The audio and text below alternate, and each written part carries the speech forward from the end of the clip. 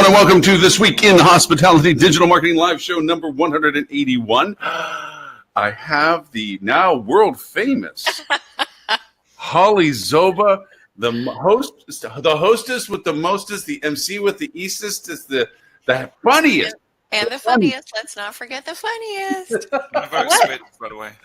The funniest host out of HSMAI's Digital Marketing Strategy Conference of 2019, and also Mr. Stuart Butler, the esteemed leader of the educational process of hospitality with Fuels Travels podcast, the #1 podcast in the entire world. And I can say that because nobody's going to dispute it.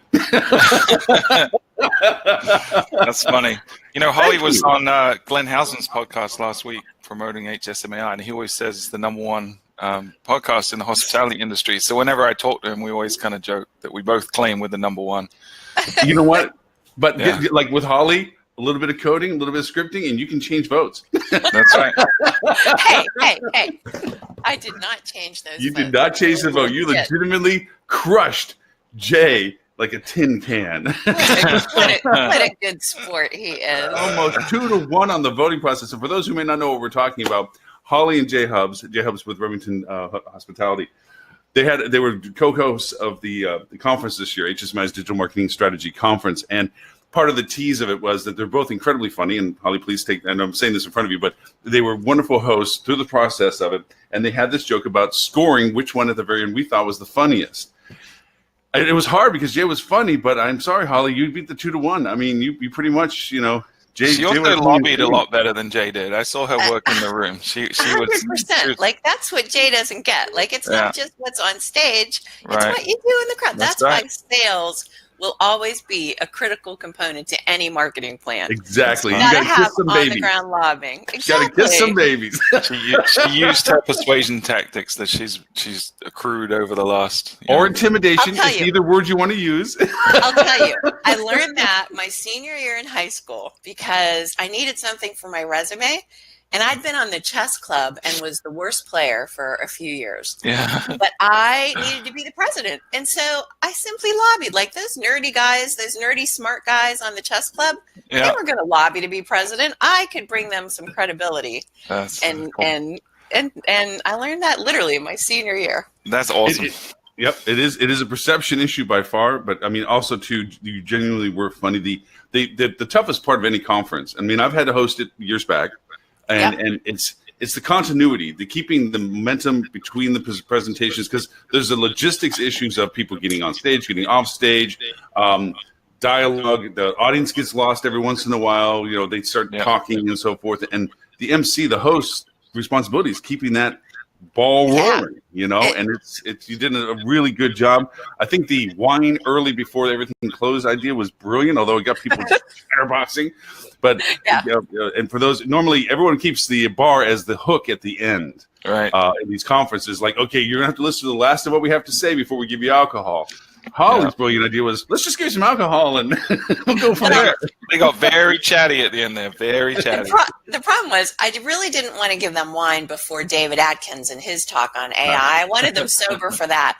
But I thought when we do we did this series of mentee questions throughout the day. And I thought, we're going to do a bunch of questions. Let's give them some wine while they're answering those questions. So that's really why I wanted the wine. But it started a little bit early and people got a little bit chatty. But I still think we got some good data. Oh, no, I think you got great data. And you made a very good point at the very end with Jay. I mean, I don't know whether it was a candidate just happened to be on stage and saying this, but you turned to Jay and said, we should have asked those questions before, like David's presentation or because there would have been a great contrast ratio between what you thought and versus what we may have changed your opinion about. So, which is the whole purpose of the conference, to really hopefully open your mind and help you think about a few things differently. Actually, since you're the leader of the Mentimeter usage clause, you're the one that brought it to the forefront of most people's usages now. Tell us a little bit how you use it in the conference. So I got to credit John Jimenez with Interstate. He really is the one that brought Menti first to a digital conference call. Every month we have our board call, and he used Menti first. And I thought, this is great technology. It's polling. It's like, what was that other one called? Poll Everywhere. Poll Everywhere, which is that's what I used to use. Yeah, this is so much better because it displays the information in such more interesting ways, I think, and you have a lot more options you can do. So what we did at the conference was throughout the day asked a series of questions, some of them fun, some of them to find out who was in the audience and share with everybody else. I was thrilled to see 18% of the audience was from the sales discipline, which I was overjoyed to see that. But then throughout the day, we also asked their impressions of what were going to be the biggest threats in the future, in the next couple of years for hospitality, where they saw the most growth, where they were spending their money from a budget standpoint, where they wanted HSMAI to invest their time, and what sort of research they wanted done. So it was really, I think, very helpful. And everybody in the audience then who participates gets the results of all of that, so they can take that back and share it with their organizations. Mm-hmm, mm-hmm. Well, I also think a little bit of the sales participation, again, not to go over and be on the Holly train all day today, but I think you're bringing technology to the training program that you're doing with Influencer is making them aware, if anything, the need for the symbiotic relationship between them and marketing. Because I would love to claim credit, but I think it is catching on. I think more and more people are saying, you know what, we better get these salespeople in here. Yeah, you can feel it. There's an uprising coming in the industry. I think everyone, when you hear someone saying it, everyone's nodding, and then you're hearing them. It's an echo chamber beginning to really hit critical mass, I think. So the whole industry is going in that direction. Finally. Yeah, finally. Yeah. And with us also is the Mr. Esteemed Tim Peters. Oh, actually, what were you referred to in the conference? Tim Peters? Yeah, Tim Peters. Tim Peters. Tim Peters. Did I say that? No. No, it actually wasn't at the conference. It was at the Adrian Awards. Adrian Awards. Heaven forbid there's not going to be more than one of him, is there? Yeah. Not plural.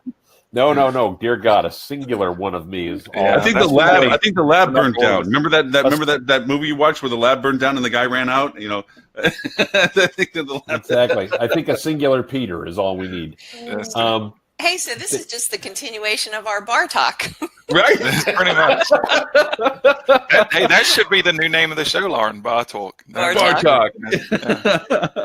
Yes, all of us. It was kind of fun where we got together. Actually, Stuart and I went over and said, hey, let's just go grab something. And we literally just were walked around the corners what looks like okay. So we walked into, what was it, the Iron Bar? I think it was the Iron Bar. The Iron Bar, yeah. It was good. Bar. Yep.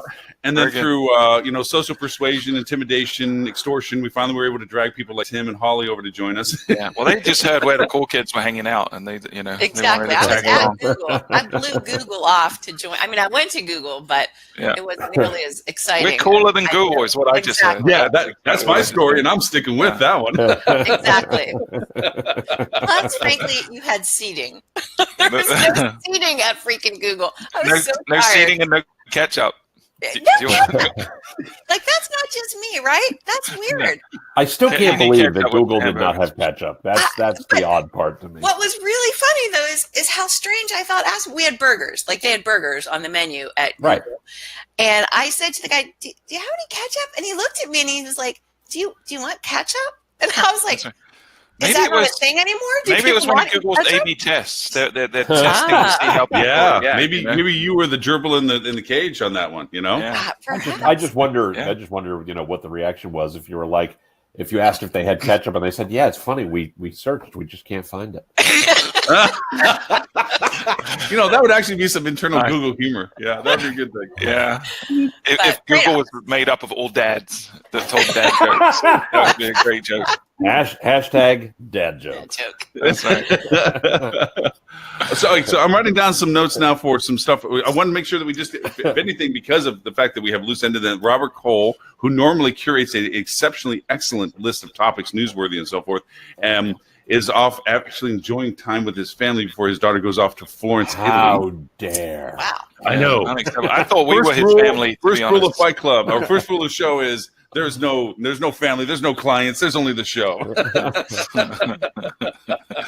Unless you're my client, don't listen to what he's saying right now. Absolutely correct. Yeah, that's exactly right. Yeah, everybody else, we didn't mean it, I promise. But he's enjoying his time, so we don't have a nice, long, lengthy list of. We only get to glean a couple of items out of. So, but we do have enough to talk about with the conference because there was really some excellent content. There was some cool topics, Yeah, and we all took something different away from the whole process of it. So, I mean, this is it's like sitting around a bar or sitting around a coffee table. It's fun to us to just kind of grab something out of the bag and let's say what we thought about it. Here for vodka. That's Yes. funny. So what were your guys, what was your, there were a couple of themes kind of running through the whole show. A lot of people talking about AI, voice search, things like that. But were there any big kind of smack you in the face things that you took away from it? Silence. Where's that tumbleweed? Well, here's the thing. Here's the thing. We're the wrong audience for that. I knew it all. You made a great point earlier in our conversations. We tend to be the ones riding on the front of the surfboard, on the front of the wave. Sure. So for us, most of these topics, and no deference to Holly, Holly has been living the development of the content of this thing the entire time. So for her, whatever may have been new was no longer new by the time this thing rolled. Yeah. So for that end, I think that's kind of a contention to that. But also, it was reaffirmational in some things and confrontational, or not confrontational. When you disagree, and I'm missing the word for it, but there were some things I didn't completely agree with. The intensity of, and I love David Atkins. I'm glad he's back into the market of talking again. But I didn't completely agree with the focus on how he thought automated level 4 travel, automated cars was really going to change things. I agree with aspects of it, but I didn't agree with the driven point to it. Yeah. So to sum that up for people that didn't see the talk, he made the statement that he believes autonomous vehicles are going to be significantly impactful in the hospitality industry within 2 years, is what he said. Now, it doesn't mean it's the majority of folks, but he thinks people will be able to say, I want to go somewhere this weekend, and the car will take them there. And he said that within. Oh, go ahead. Sorry. Within 2 years, I think his vision is spot on. I think his assumption of the adoption rate is probably a little questionable. It would be and I don't think he really buttoned it up in terms of, he said, go and make a plan. Like that was his call to arms at the end, there was a gap in information there. It's like, okay, if we know that this is coming, which I think we all agree autonomous vehicles are going to be impactful, is there something specific hotels need to be doing today to get ready for that? Or is it something they just need to stay in tune with their consumers and how consumer behavior changes and be aware of that as they continue to optimize their marketing strategy, their outreach programs, all those things. So he needed a little bit more time and a little bit more depth. More it wasn't quite as tangible as I would have liked at the very end. Exactly. Nice little bow on it would have been good. Actually, but it was inspirational. It was definitely inspirational. Yeah.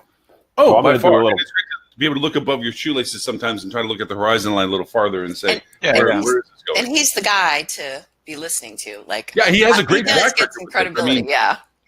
He's been calling them pretty good for the past decade, where he's referred to the OTA increases and so forth, and he's been calling them to the shots pretty well. But I think, Stu, you made a really good point about it, that it's more about ownership of data than it is about the transition usage of it, because we are going to lose our control of communication to our guests through the mediums that they begin to use. Well, and especially the influence of that communication is going to be diminished. And so I would argue we're not going to do that. I think that's happening right now. It's happening now. That is occurring as we speak. Yes. And on the flip side too, I think there's an opportunity, because the one thing that's going to occur as people rely on AI to make decisions for them more and more, which is obviously going to happen, they're also going to have a lot more free time, discernible time in which they're consuming something. And if you're sitting on a 2-hour drive and you're not having to focus on the road, you're going to be consuming stuff, not just audible anymore, it's going to be visual as well. So how can we influence that with messaging in front of them? As advertisers, we want to take advantage of that new opportunity as well. So that's kind of how we're thinking along the lines of the impact it's going to have. And if I can do some shameless self-promotion for 1 second, because that would be new. I gave a talk to the HSMAI DC chapter a week ago, Thursday prior to the show, and actually talked about some similar themes to the stuff that David was talking about. But, you can see this right now. So we now have Google Assistant within Google Maps. And I actually have a short video. The slides will be up on SlideShare in a couple of days, and people can link to it. And there's a short video I have of me actually in my car talking to Google Assistant saying, okay, Google, I'm going to Arlington, Virginia. Right. It shows me the map. Okay, great. Now, what hotels are there in Arlington, Virginia? And it brought back, in this specific search, in this specific context, and there's some things I wasn't able to test well because I was actually driving while doing this. Somebody else was managing the recording, but I haven't had a chance to go back and dig into what precisely happened. But it brought back one hotel, right? Yeah. And so I said, great, okay, Google, give me directions to that hotel. And it updated the map. And of course, I'm able to drive to that property, right? Mm-hmm. So that's the reality that's going to happen before we have to worry about autonomous cars, the way that we want to focus on this. And I think you're right, Stuart, about the data. I think we also have to think about that's going to be a fairly common use case a lot faster than, autonomous cars. And how do we make sure we show up in those map results? What are we doing to ensure that we've got the right content and the right? So that was the talk I gave was specifically that to the resort roundtable session the day before the conference. Was clearly this is a top of mind theme, by the way, for all of us. And a lot of people talked about voice, right? Because I think anyone that has begun to adopt it, I've said this on the show before. I literally have 10 Alexa enabled devices in my house. Right. I got from TVs and controlling lights and. I got Echo Shows and Echo Dots and Echo Plus. I've connected it to the alarm system and the doorbell and everything. Like I'm an early adopter. As Holly would say, I'm a big nerd, right? So, which is true. And have often said. Yeah, but we've all dreamed of all of us nerds have dreamed of the Star Trek: The Next Generation scenario, right? Where you're controlling the computer completely with your voice, but you still have some kind of tactile input too, because not everything is going to be easy to explain. So, probably the mouse and the keyboard is going to go away over the next decade or so and going to be replaced with a combination of touch screen and voice control. And I'm already beginning to see it. There's a lot more functions during my day that I do with my voice or with a touch screen than I did even a year ago.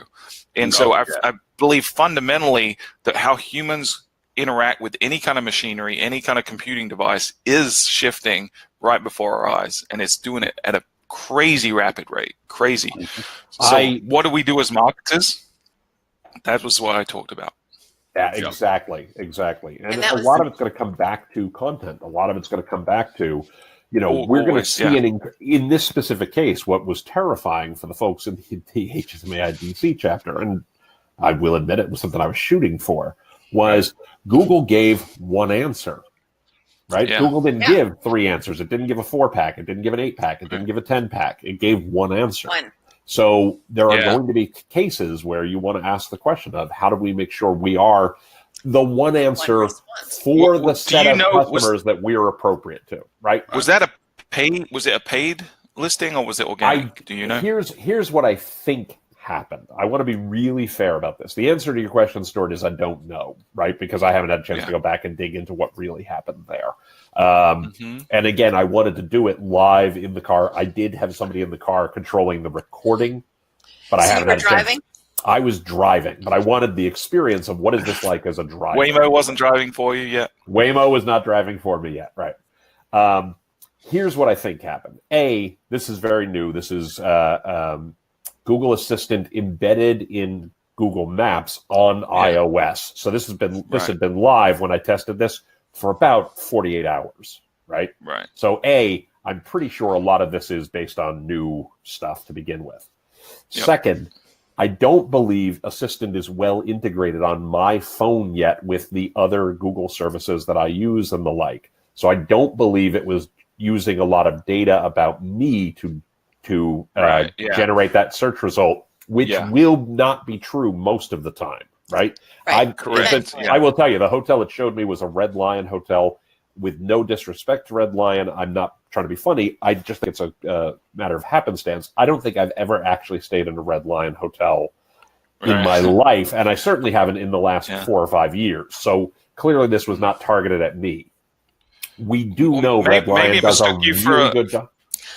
Doesn't Lauren do a lot of the digital work for Red Lion? You should. What I was going to say was Red Lion won a platinum award a few years ago for its deep integration with Google AdWords and very targeted data based on things like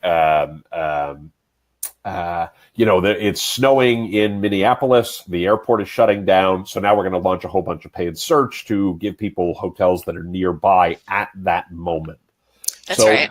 So this could be a sign that Google doesn't have a lot of data, doesn't know what the best result is for me in this specific context, and went with who's a good partner based on their existing relationships. But I don't know that. That's a guess.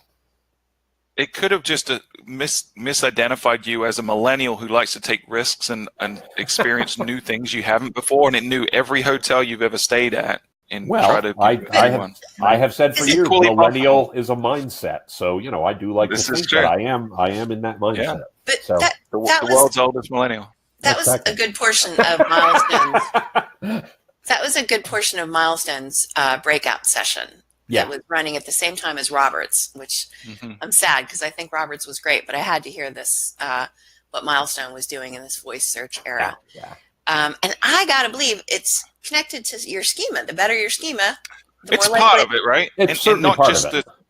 Not just the markup itself, but the structure of your content in general, right? So it's, for example, people will do things like an FAQ, which FAQs are great for voice search because most queries are posed in the form of a question. So when you build an FAQ on your site and just have an FAQ page, it's got some value. But then when you start integrating that content in relevant places, like on the rooms page, you have FAQs about the rooms. On the amenities page, you have FAQs about those specific amenities. That's when you have an authoritative page about a subject matter, but also these very short responses to specific questions that people are asking. That's one of the things that we've been doing, and it's really started to pay off. And it doesn't just need to be on your website, but Google My Business optimization plays a big part in what shows up on voice search. And if you guys aren't doing this, every hotel in the world should. You can put in FAQs on your Google My Business page. And a lot of people just wait for consumers to ask questions and then respond to them.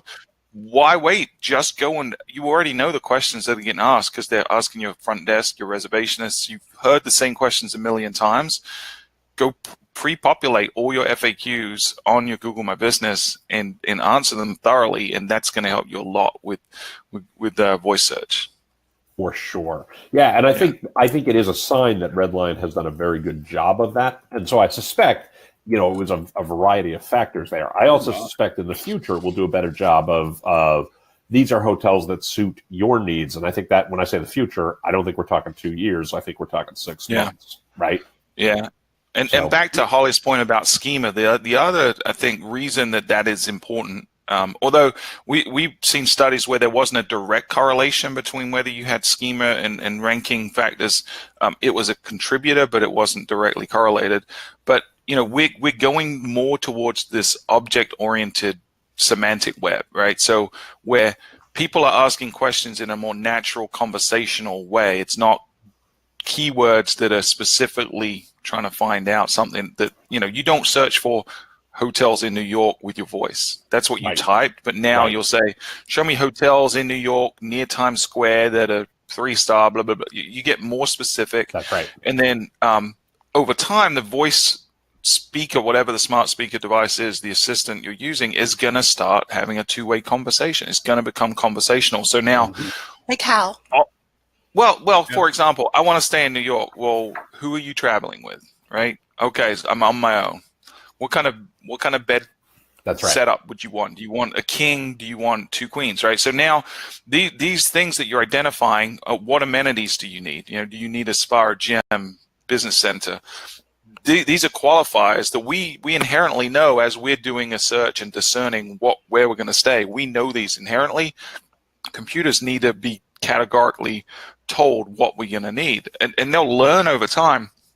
But until they do, we're going to have these two-way conversations to do it. So the object-oriented nature that schema allows, where it says, okay, I am an object that is a hotel, and I have attributes such as a phone number, check-in time, check-out time. This is information about the hotel. But now related to the hotel are rooms, and each room is a separate object that has attributes. It has a bedroom layout. It has, amenities in room. It has a floor location. It has a price point, things like that. So how all this content relates. Amenities is the other one. I have a gym. What's in the gym? What hours is it open? Where is it located?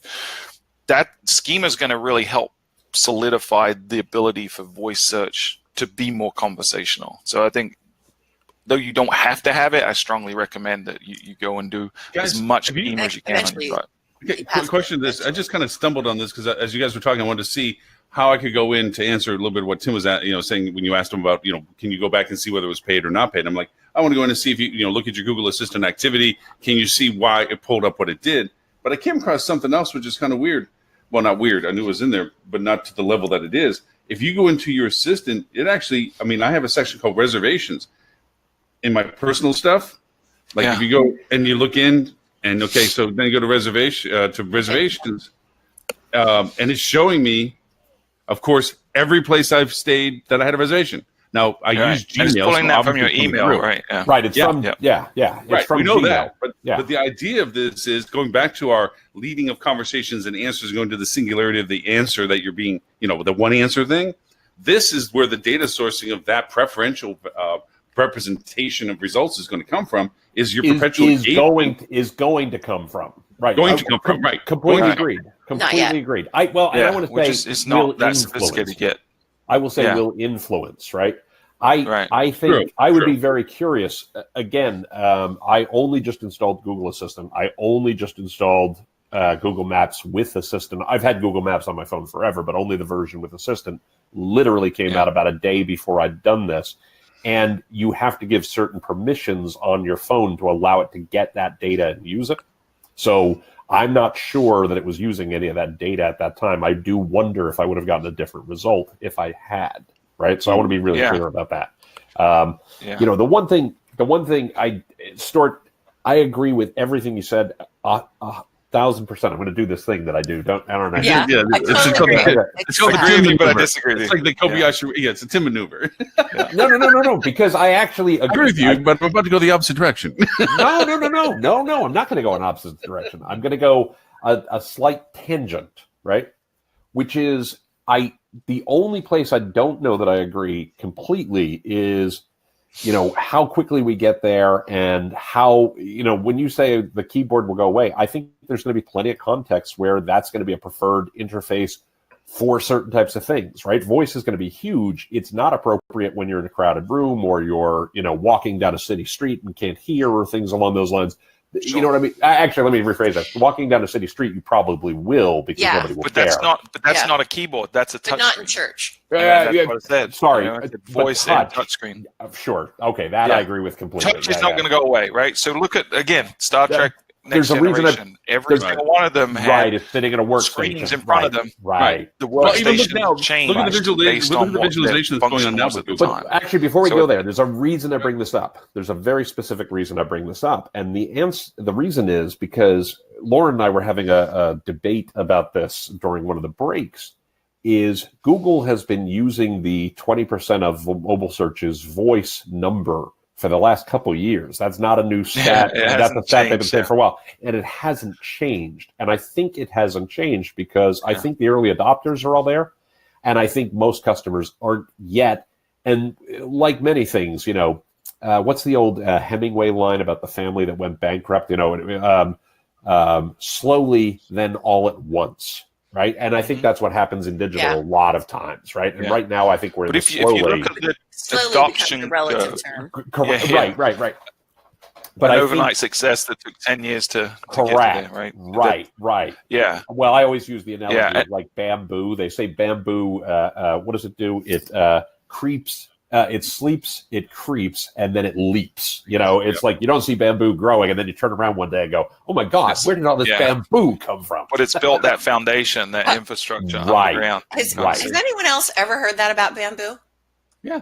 I've never heard that ever. The bamboo literally takes years. And I've never seen bamboo. Types. I think what is it? Is it Moso bamboo? Is that what it's called? Like there's a certain breed of bamboo that literally spends years and years and years creating this elaborate network of root system, and it stays tiny in the ground, and you barely think it's there, and then all of a sudden it grows literally overnight, feet in a day. Yeah, it's crazy. Sleeps, Now, the creeps, reason- and leaps. That's fantastic. But the reason I'm using this analogy, the reason I'm making this point, and the reason I think that this point is important, and this is where I agree with everything you said completely, is making sure you're taking care of your Google My Business listings, making sure you're taking care of your schemas, making sure you're creating content that will show up in search.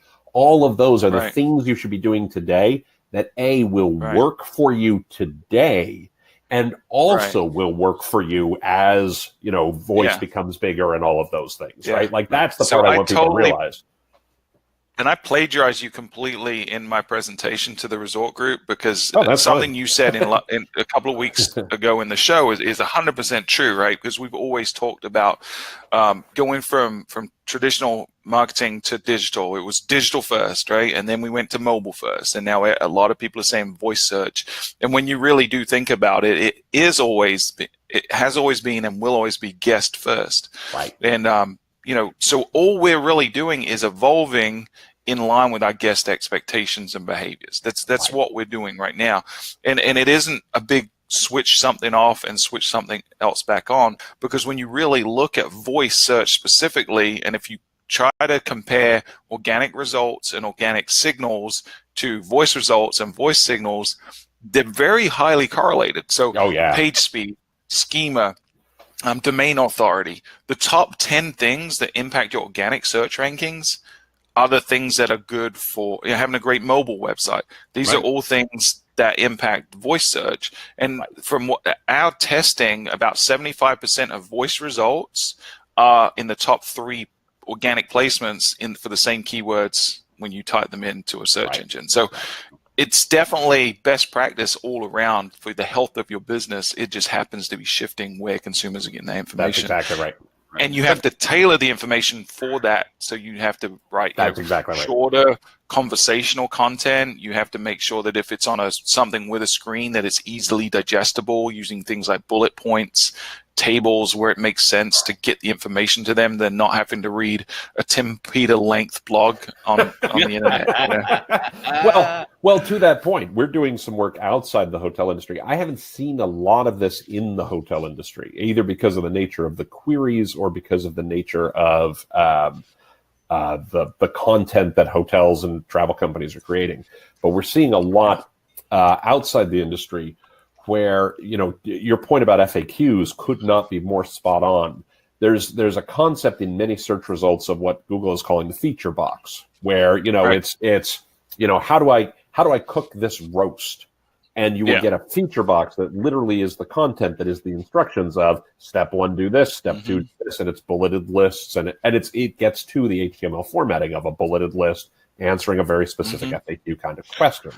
And what we are finding with clients outside the hotel space is that the feature box is the voice answer.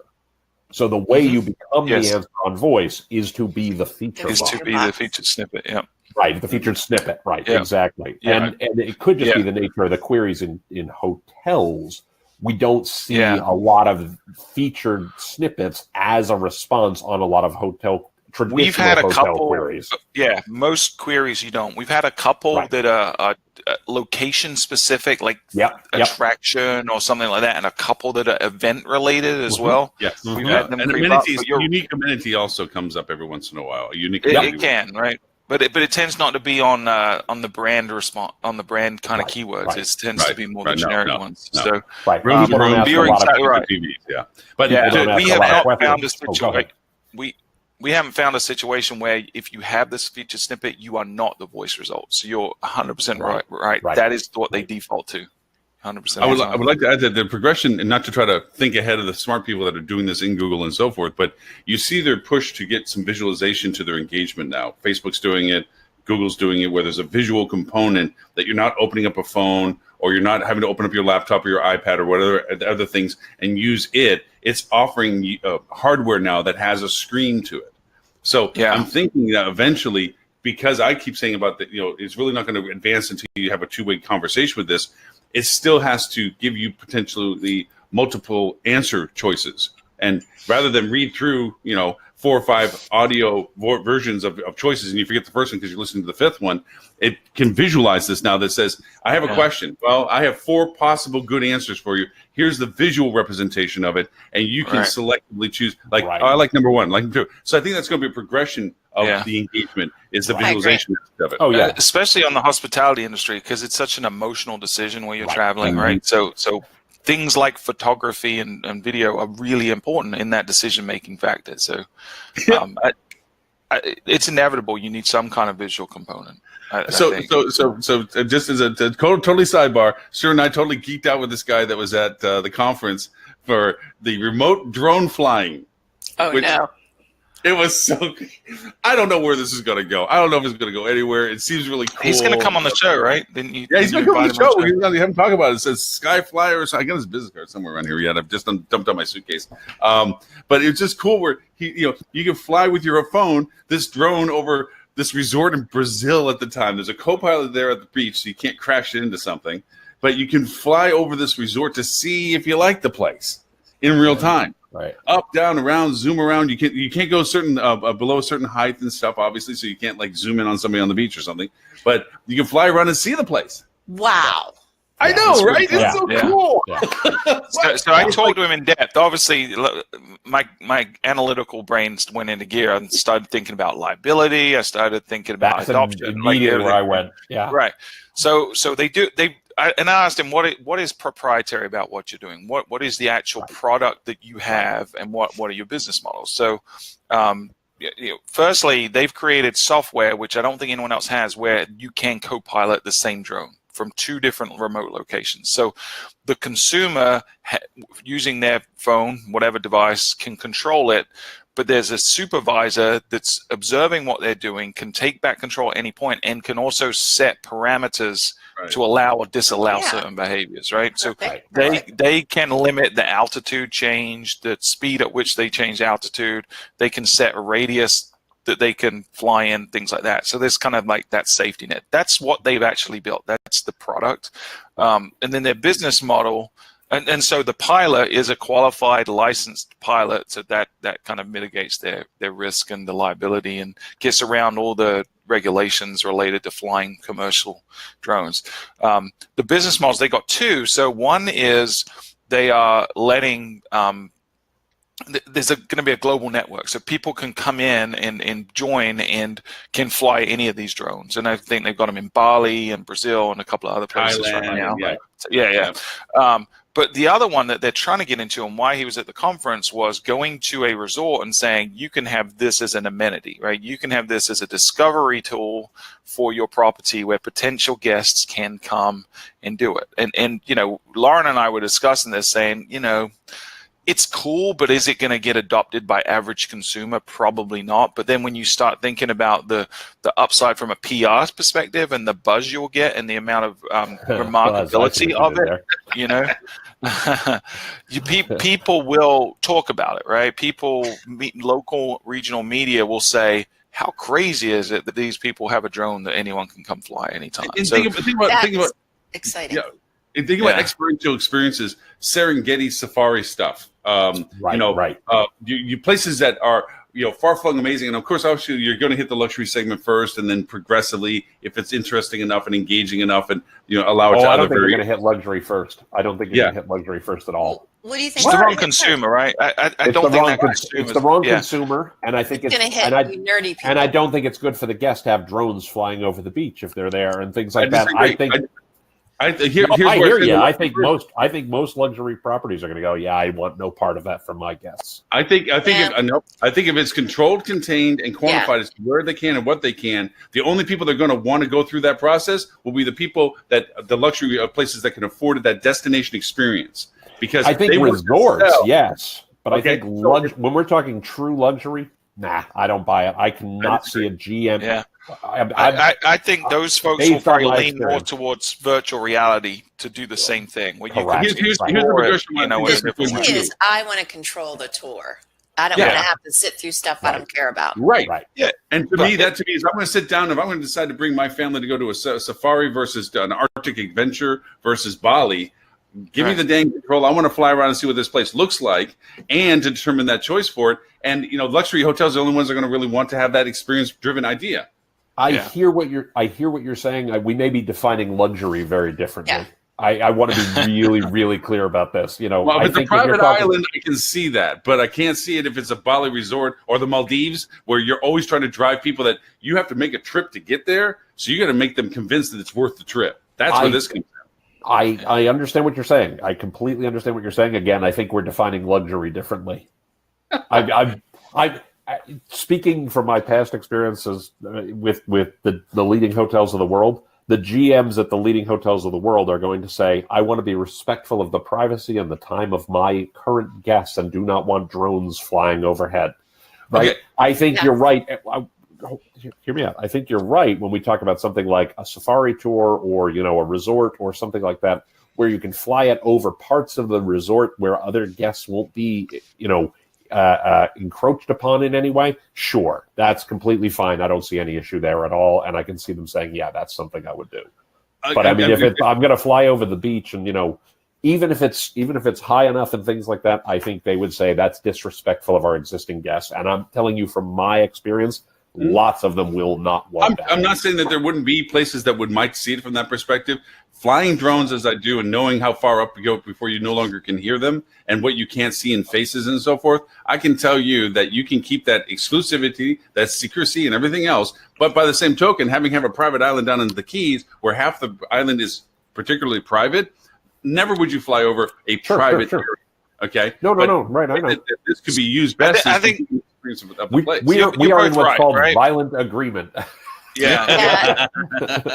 You're both right. I think that the optics question that Tim is raising, though, is legitimate. I think people are going to dismiss it immediately because of all the concerns that come to mind. So I think they're going to have it's a cool product. It gets me as a nerd really excited, but I don't think they're going to get mass adoption quickly in this industry because it's hard to have a good product with proven ROI take off in this industry. So something like this, which is really more gimmicky. Yeah, that was unintentional.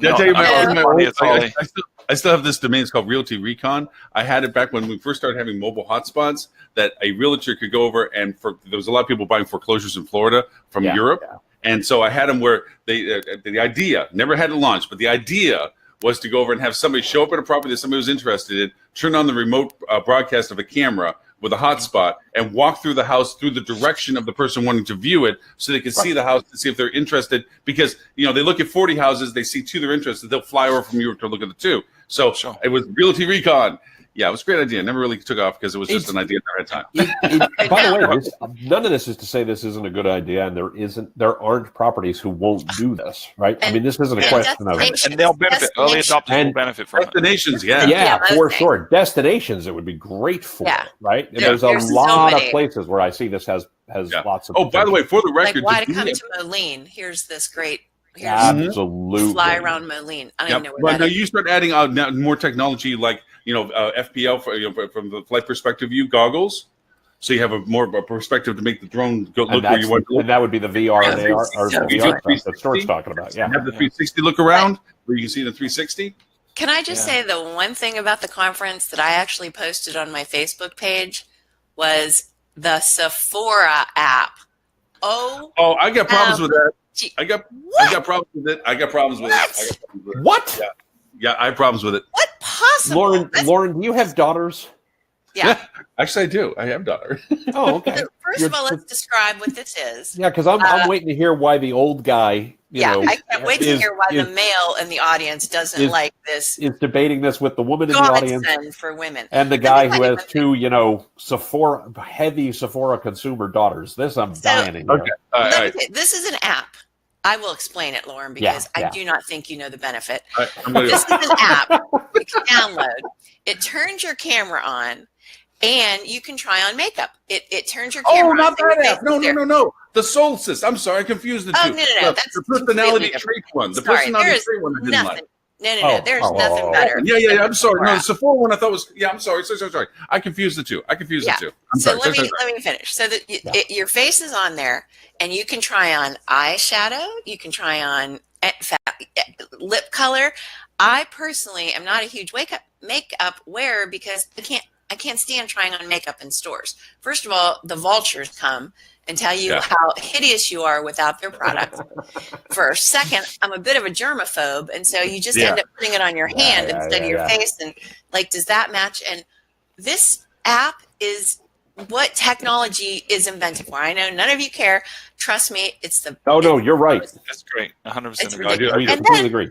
And it's just so smart because I had it on this morning, and it does your whole face, and then you can just pick which area you want to work on, and then you just push the button, and the product shows up in your doorstep. I can How cool would it be if you push the button and it actually makes you up? That would be really ideal. That was the Jetsons. It would just spray you. I will tell you, the thing that I thought was so fascinating about the Sephora app and the discussion of it there is that for some reason in this industry, we talk a lot about VR, we talk a lot about various technologies and things like that, and AR, augmented reality, is massively overlooked, and I think is going to be huge and much faster. Much faster. I was thinking about that. If I were a hotel with a significant amount of meeting space, I would have augmented reality to build your meeting. Like absolutely. Like, talk about that, Holly, because that's a great idea. Talk about that. Yeah, I will do that. Oh, you mean now or later? Yeah, now. Oh. Shut all of us up and you talk a bit. No, that's exactly what I would do, because you don't have to paint a picture of your meeting at this place. You can actually look at what your meeting at this place is going to end up like. It would be spectacular, I think. Right. I thought you meant like in my classes. I should. No, well that too, but I mean, weddings. Can you imagine AR for weddings? Oh my God, that would be.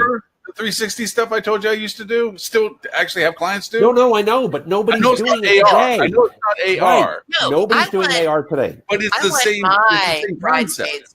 Bring you're the meeting planner, you're the wedding planner or whatever. You're walking them through. You have your iPad and you're using the camera to sweep the room and show them what their wedding is going to look like. Right? Do you remember what I told you I do? You're letting them do it themselves. No, Lauren. We know you got there. We understand that. We're saying nobody's doing this today. But it's not the same, Lauren. It's not because it's not personalized, right? Because it's not personalized. It's not my color. Yours is a generic area, and we're talking about personalizing the experience. It's just like the IKEA app where you can say, I want this sofa, and you can see that sofa in your room right now. I know what you're saying to it, and I'm a totally advocate of doing that. The reality of current technology is this, and it is personalized because, and this goes back to logistics of hotels. You have only certain color selections you have from certain vendors that you have or in-house. You have certain room configurations that only work one certain way. The staging only can go in one area of the bay a certain way or in one dual bay a certain way. It doesn't work another way. So there's some standardizations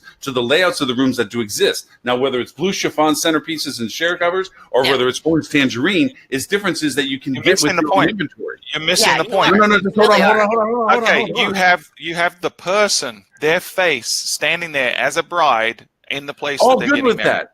Reality of it is that hotels with, can do this right 360. now for themselves without necessarily the augmented reality aspect. I'm an advocate of this is free to do now. You can't put your logo up there. You can't put your presentation slides around it. No, there's a huge presentation. It's like this is a static shot of something that's going on. No, that's what I'm saying. We don't want a static shot. We don't want a static shot. No. That's the whole point. No. Even looking through the window of an IP, even if you put goggles on them, you're only going to put a static image over the screens that you want to show of their. That's not what augmented reality is. That's not what augmented reality is at all. They're not going to give you their presentation deck to put into your presentation.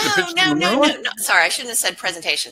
Your logos, your banners that you're going to have hanging around your room. You can place them. That's awesome stuff. I agree with you. That's awesome stuff to be able to do that and to build the room around that. I absolutely totally agree.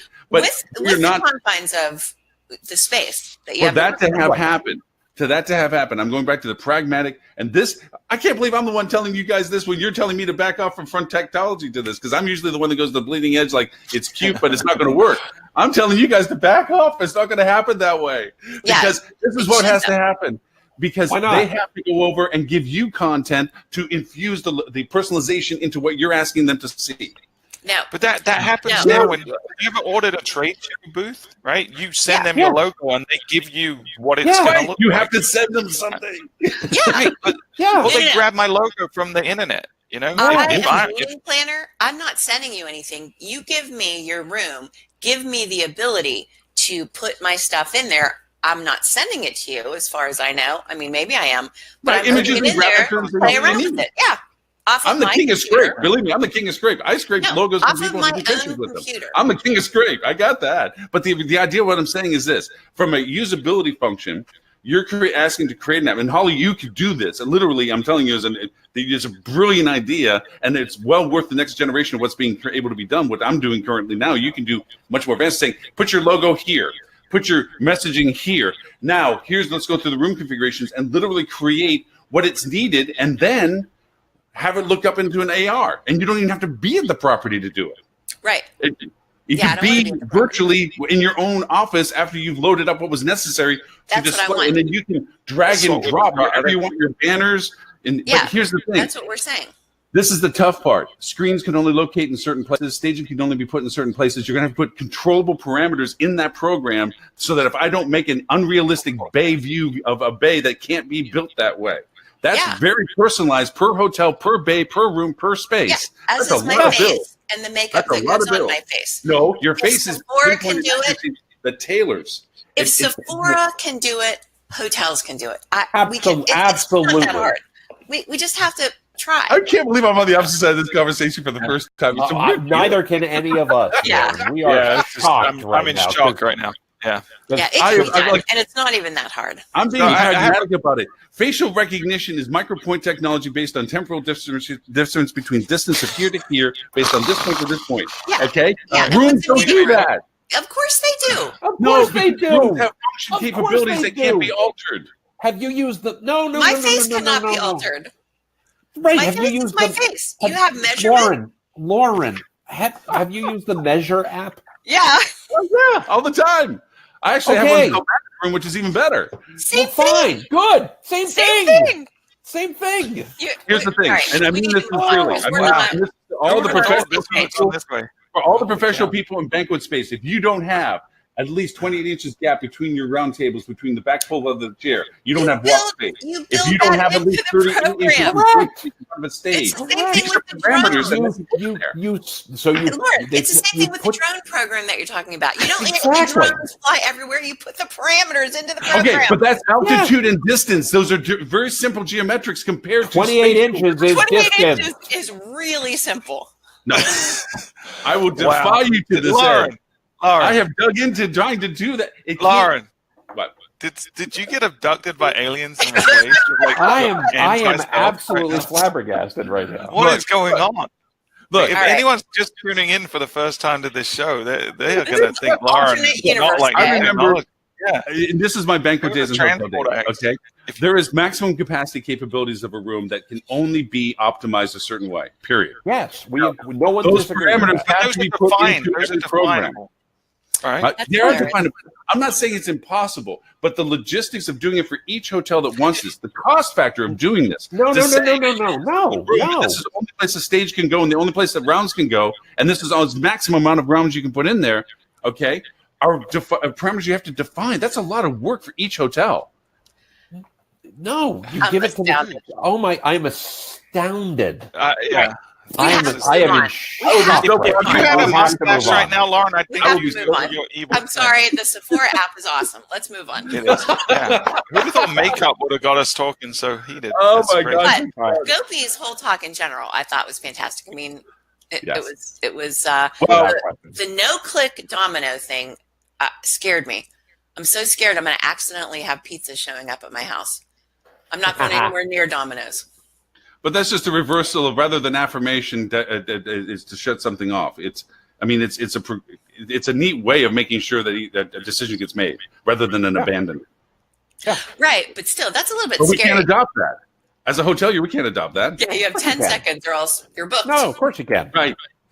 Okay, But how? the point, the intention was... Since I'm playing the protagonist today, how the hell do you put it into our Let's industry? give background. The background was Domino's, it used to take 35 clicks to order a pizza from Domino's. Right. Then they got it down to 1 click, so they had your past orders, your past restaurants.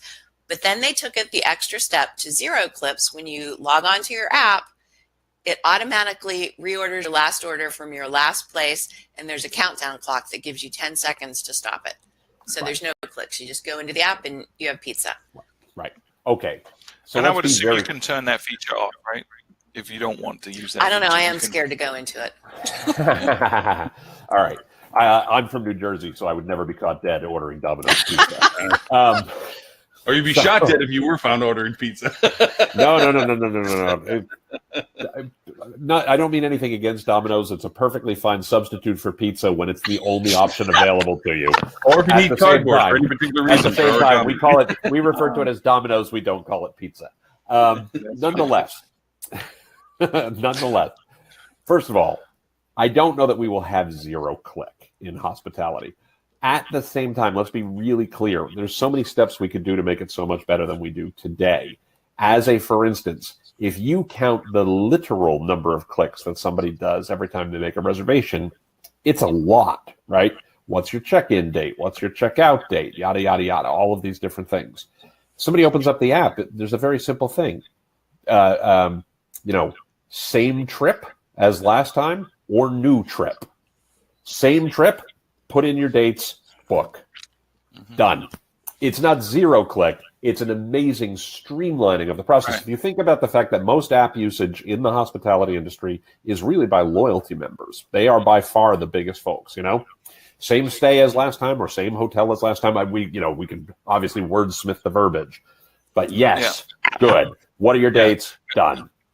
Yeah, there are certain things that tend to not change very often. I mean, sure, people will travel for business sometimes and leisure sometimes, but for the most part, when I'm going to a destination, it's typically either with or without my kids, and that's usually fixed. And it's usually I'm going to pick the same room type every time.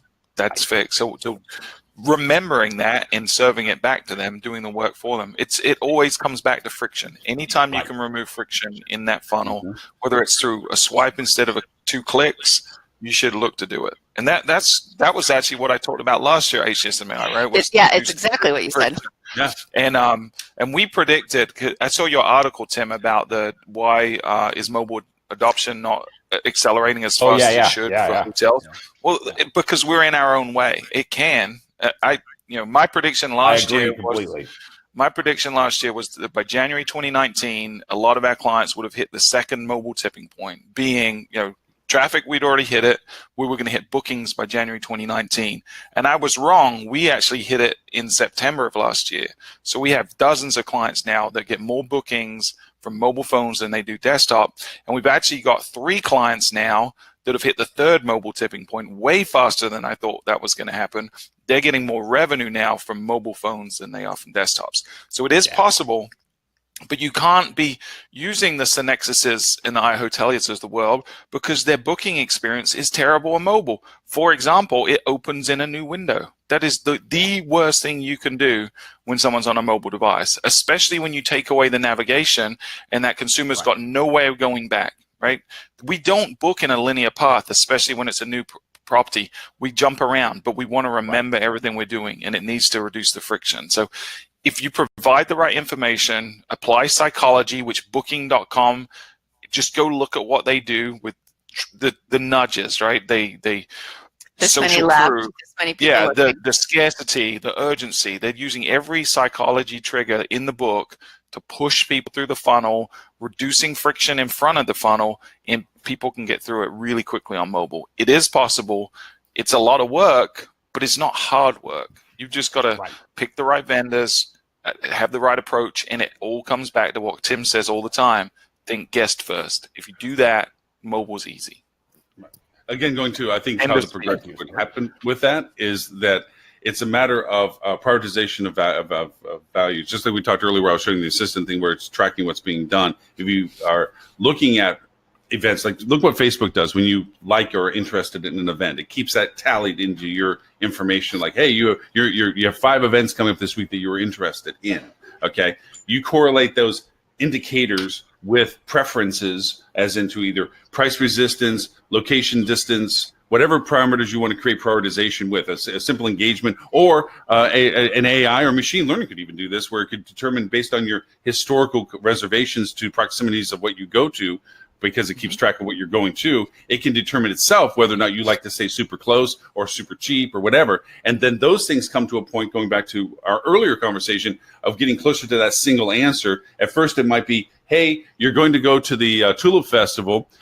You normally are a cheap bastard, so you're only going to want to pay $150, but you like to stay within 1 mile. So we got this one divey little hotel if you want to, and I can go book it for you, or option 1, 2, 3, 4 on my little Google Assistant screen, hit the one that you want, So it's probably going to go through that process where it's down to a single point, where it's like, we notice you haven't made reservations for a hotel. Here, based on what we know about you, might be variable options to this, your membership, relationship, or whatever. Here's 4 choices. Click the one you want me to, and I'll take care of it. I think that's going to be a progression point to that.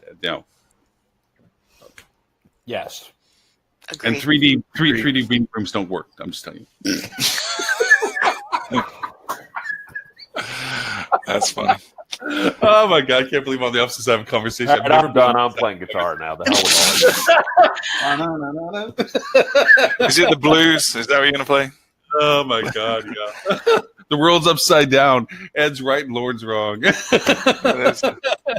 Lauren's evil twin is on the show today. Hey, where is Ed? Where is Ed's in Edward Bahamas. St. John? Yeah, he's family vacation. Yeah. He and Robert decided to do the whole family thing this time around. But speaking of Robert, do you want to hear Robert's his influencer conversation? Yeah, it was interesting. I also want to talk about Tim's panel as well. Yes, I do. And I don't want to miss it. Tim, you did an awesome job. And I was telling you, 3 people, different people came up to me and told me how much of an excellent moderator you were. And yeah, well, he did the job of a moderator, right? He didn't get in the way of the conversation. He pushed the conversation forward. So a lot of moderators between the lines. They're the panelists. Right. Well, yeah, I'm definitely going to leave now. My day's not going to get any better than this. Tell us, Tim, about yours, because I missed it. I was accidentally, I think, in the legal one. So I totally was going to Tim's and ended up in the wrong one. You could have left after it started, and you were like, I can't. Tim looks different. I can't. You can't. Once you're in there, you don't want to. I want to be really honest. I will tell you about the setup for the panel, but I can't really talk about the panel per se because I couldn't take notes during it. I can tell you what I heard, but unfortunately, I can only tell you about how the panel was structured and what it was designed to talk about. I have a couple of takeaways, but I would imagine folks who were in the room would actually have gotten more takeaways than I would because I was moderating the panel, right? I was trying to keep it moving at the same time. But we had a great panel. We had Lisa Copeland, who's the Director of Global Brand Marketing for Hilton. We had Madigan Pratt, who's the President of Digital, and we had Griffin Stenger, who's the Managing Director for Concept Farm, talking about integrated marketing and talking about how they've developed, I want to point out, Adrian Award-winning integrated campaigns for their various either clients or, in the case of Lisa at Hilton, for Hilton themselves. Can I just say something real quick? I hate the term integrated marketing because all marketing should be integrated, right? It's not. Stuart, I agree with you completely in concept and not at all in execution because if you look at the way most marketing is done in many, many, many companies, it is far from integrated today. It is, yeah. It's a shame, right? It's a shame. So it is a shame. And I agree with you, deep in my soul, I agree with you. And also in practice, it's just not what happens, right? So the first thing we did was we talked about, what is integrated marketing in your world? When you're talking about what is that, why does it matter? How do hotels and guests benefit? Some trends and tools that they each have found effective. A fair bit about how they measure integrated, how they actually evaluate, or don't in some cases. Which was actually one of the more interesting takeaways for me. Me too. The answers on that one, they weren't bad answers; they were incomplete answers, and I think they all acknowledge that we're pretty good at measuring the overall effectiveness of the campaigns. We're not always good at measuring individual discrete components. And so, as we do the integrated campaign, no one's quite, cracked that code to say, this is the piece that, contributed this percent piece that contributed this percent. Right. I made the joke at the time, it's probably why I remember this one, that, Stuart asked the very good question about attribution modeling and how you do that. And the answers, I don't want to say the answers were we don't. The answers were, yes, that is a problem we are struggling with, right? That's something we're working on. But we struggle. And I joke that I've heard it said about attribution modeling many times that it's very much like anything in life that you do for the first time, right? Everybody wants to do it. Everybody says they're doing it. And everybody's surprised afterwards that it wasn't as good as they thought it was going to be, right? Which is true of just any experience you might have first time, right? No experience in particular, just any experience. How the times have changed and so quickly. But the reality was that's kind of where they are. They are certainly working to understand the impact and the effect of individual components of an integrated campaign, but all of them acknowledge they really haven't cracked the code yet to say, we can absolutely say this bit contributed 10%, this bit contributed 40%. Yeah, and it was interesting when you and I had this conversation afterwards about that. You had 3 different chains of thought in terms of what value was and what they were doing, because the gentleman on the end, and I'm terrible with names, but the gentleman on the end was pretty much, Madigan didn't really care about the end result too much. Like his was, we're building relationships with people, and we trust that if we do that, it was a field of dreams, build it and they will come kind of scenario. We're not really tracking the end result now because it's so top of funnel. I'm not. We'd go crazy. Guy in the middle was kind of somewhere in between. And then the lady from Hilton was very much, we're trying to track ROI, but it's very, very complicated, So it was interesting, the different perspectives that were on the panel. Tim pulled and as the moderator, obviously I didn't tell many stories from my past, but I will tell you, I've worked on attribution modeling directly. This is a core component of things we do with our clients, and it's something, I don't know if I've ever told this story on the show before, but we uncovered the concept of attribution modeling by mistake when I was at Leading in early 2007, right? So I've been working on this problem for 12 years now, which is and you're close, right? Close to figuring it out. Oh yeah, 12 years in, we definitely have cracked the code. No, we really have. But we found attribution modeling by mistake, and I think the statute of limitations on this has long since passed.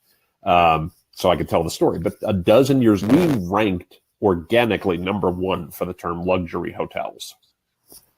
We also bought the search term, the paid search term, luxury hotels. And we were looking at it and one day realized luxury hotels, the paid search term, never, ever, ever generated a reservation. Never. So doing what you do when you're a smart exec running digital for a major hotel company is we said, we should stop spending money on this. This is a waste of money. And within a couple of weeks, one of our very savvy analysts figured out we're getting a real decline in reservations volume, and started trying to untangle the thread to see what was going on. And of course, figured out it correlated. We'd stopped buying luxury hotels as a term. Because of course, what was happening was we were filling the top of the funnel. And then people were coming back on branded terms later and making the reservation. Yeah. And so we turned that back on, and suddenly sales started to come back to where we'd expected them to be. That's a great way to describe attribution. Yeah. Oh, yeah. Now it's ownership even. Now, I use that story all the time. We do this all the time with my clients. I will tell something that we do all the time. People always what your return on spend should be for paid search, and it should be X to 1. You insert your own X to 1, right? It certainly should be better than what you get from OTA, but it used to be everybody had to be 1, yada yada yada. When we work with clients, we don't typically run the actual media, right? We consult with them and help them choose the agency, and then we help manage the agency as part of what we do. And we work with the agencies to come up with what are the right metrics there, because the mistake people make often is they assume that every campaign and every ad group and yada yada yada to return 10 to 1. Yeah. We have campaigns that return 1 to 1. We have campaigns that return less than 1 to 1 because we know they are filling top. and we do a lot of testing to determine what's the appropriate level. Now, we want the blended for the entire account to be better than X to 1. But there are pieces that we contribute to longer term reservations that if we're not there, just like the luxury hotels thing, we lose sales. But how you untangle that thread takes some work and takes some testing and takes some time, right? And so that's something we do with folks a lot. But that was all learned at leading with turning off something that we thought never converted. Yeah. Now, were we ever say when we spend $1 over here on luxury hotels, it absolutely turns into Y dollars over here? No, we got a ballpark and we knew that it was meaningful, right? And it's over a dozen years of trying to get closer and closer to that answer. You will get closer to it, but even today, it's still very hard to pull it If you apart. test. The more you test, the closer. And it is, it's the process of how you, right? Yeah. It's all about testing and optimizing, right? And that's sometimes how- you got to fail and to learn as you A did. lot of times. Yeah. But that's the And point of that's- testing, right? Yeah, and that was If one of the every test messages I you felt do like Gopi was works- saying. Fail. Yeah, every test you do works. You're not doing the right tests, Right.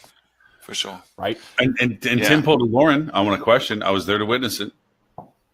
He asked the panel a question that was multi-layered, insightful, keen. And one of the guys was like, "What?" What?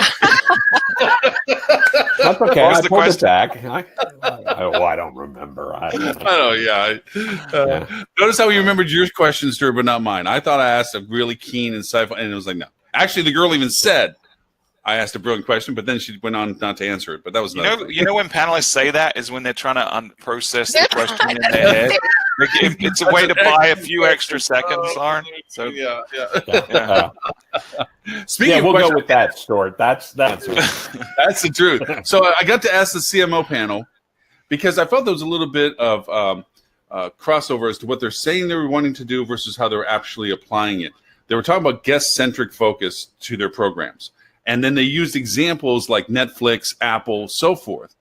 And I didn't get to ask my expanded question, which would have been well, I'm sorry, what were you asking again? So I had to be very concise, which was how, as you as the gatekeeper to the fiscal responsibility of your business, how does that translate to the guest-centric things that you're referring to? Because you're the gatekeeper. How do you want your team to approach you with innovative ideas? How do you want them to balance that projection to you based on the fact that you have to keep basically foot in two camps? What I really wanted to ask is, how can you point to companies that sacrifice their short-term gains for long-term life propositions, yet we're driven by perpetual revenue growth? We never can sacrifice or step back on short-term growth for long-term gain. We must persistently, month over month, keep the chart going up, or year over year, progressive growth. That's not the models that Netflix and Apple and Amazon do. They sell short-term loss for long-term gain. We don't decide to lose money now to have long-term lifetime value of a guest later. We're constantly feed them and churn them, get them up more revenue, increase revenue, drive revenue. Arrow has to always go up. That's what I really want. I have a real answer to that question. Oh, good, because I didn't get to ask that. It may not be a popular one. I can tell you, I work with plenty of hotels who do that.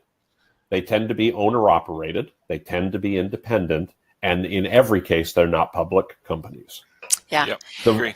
The reality is, if you're a public company, you're managed by sociopaths. And when I say you're managed by sociopaths, I you're don't not in mean the hospitality business. I don't mean the Right? CEOs. I mean the shareholders. Right. Shareholders. Right? Yep. The shareholders is the Yeah. ones who have to show, Right. every quarter that they're getting a positive return on their investment. And if they're Right. not, they're not thinking about running the business. They're not thinking about the long term. And I'm shareholders in lots of companies. I'm the same way as a shareholder. Right. But Yeah. when we talk about owner-operated independent properties, that are not public, they often will do the right thing for the long-term value Agreed. of the guest and of Yeah. the experience and of the business. If you're a public company, it's all about quarterly numbers because it has to be, and that's what drives a lot of that. Unless you're a Warren Buffett company. Unless you're a Warren Buffett company, there are you exceptions for mentioned sure. else, right? Amazon is one of them. The most profitable. Apple is one of them, right? But generally speaking, that's a public markets problem, not a hospitality industry specific problem. The industry is specifically subject to that because of the climate we've been in for the last Correct. 10 plus years, right? Because we have seen consistent growth across the market globally for such a consistent amount of time, that is the expectations. And investors that come in see hospitality not as something they're passionate about, but as something that is a safe investment for their money. And that's who we've attracted. A lot of these managers now, they don't care about hosting guests. They're not innkeepers. They're worried about making a return on their dollars. Right. Which brings me to one of the questions you asked, Holly, that I thought was really insightful about the duration of people that worked in the industry. That almost half the people in that audience have never worked in a down economy. Yep. Yeah. That was a bit which is going to make either gonna be fun the next few years. Very interesting. Yeah. I also wanted to mention the AWS guy that in the 7-minute. My favorite talk of the whole conference was his. AWS, we had somebody from Amazon at a Curate meeting a couple of months ago. In Baltimore, In Baltimore, yeah. And they sort of did an expanded version of that. And I think it's the most brilliant concept I've ever heard. Yeah. So they write, but when they get a new idea, they work backwards. Yeah. And they write the press release for their new product before they've done a single other thing. And they distribute it to all departments and say, all right, like, let's start to build this. And that's when you criticize, and that's when you say, this is crazy, and my customers don't need this, and we can't do this from a technology standpoint. And I just thought it was great. And then they develop FAQs, an internal facing and an external facing FAQ to all the considerations. That's the next step. It's so brilliant. It really is. So brilliant. It was neat. They did it in the Curate program, actually, and I have to give credit to the Curate program for HSMAI. They brought them in and they talked about exactly doing just that, where they go backwards from the inception point. It was there was one of two presentations of the Curates in Baltimore, and that was one of them, and it was really excellent. And in that presentation, somebody asked Jeff Bezos, do we always have to do this? Do we always have to work backwards? And his response was, I mean, only if you want to work for Amazon. That's awesome. You don't have to if you want to go and work someplace else. It is, and that's their culture. Yeah. So the guy that gave that talk, David, is a fellow Brit. So I just went to go chat with him after his talk, and I was asking him, how often does that change when you have a press release at the very beginning? Because a lot of us have worked in development, right? There's scope creep that happens along the life cycle of a project, especially if it's a lengthy project. You start with the requirements that evolves as you learn things. But I think they're doing so much diligence up front and scrutinizing what they're doing up front. He said they very, very, very rarely do they have scope change to the point where the press release that is released is not what was created at the beginning. He said the only time it happens is when new data, new information comes in that changes their assumptions that they had at the beginning. But it doesn't happen very often. So because they're doing a phenomenal job of preparing.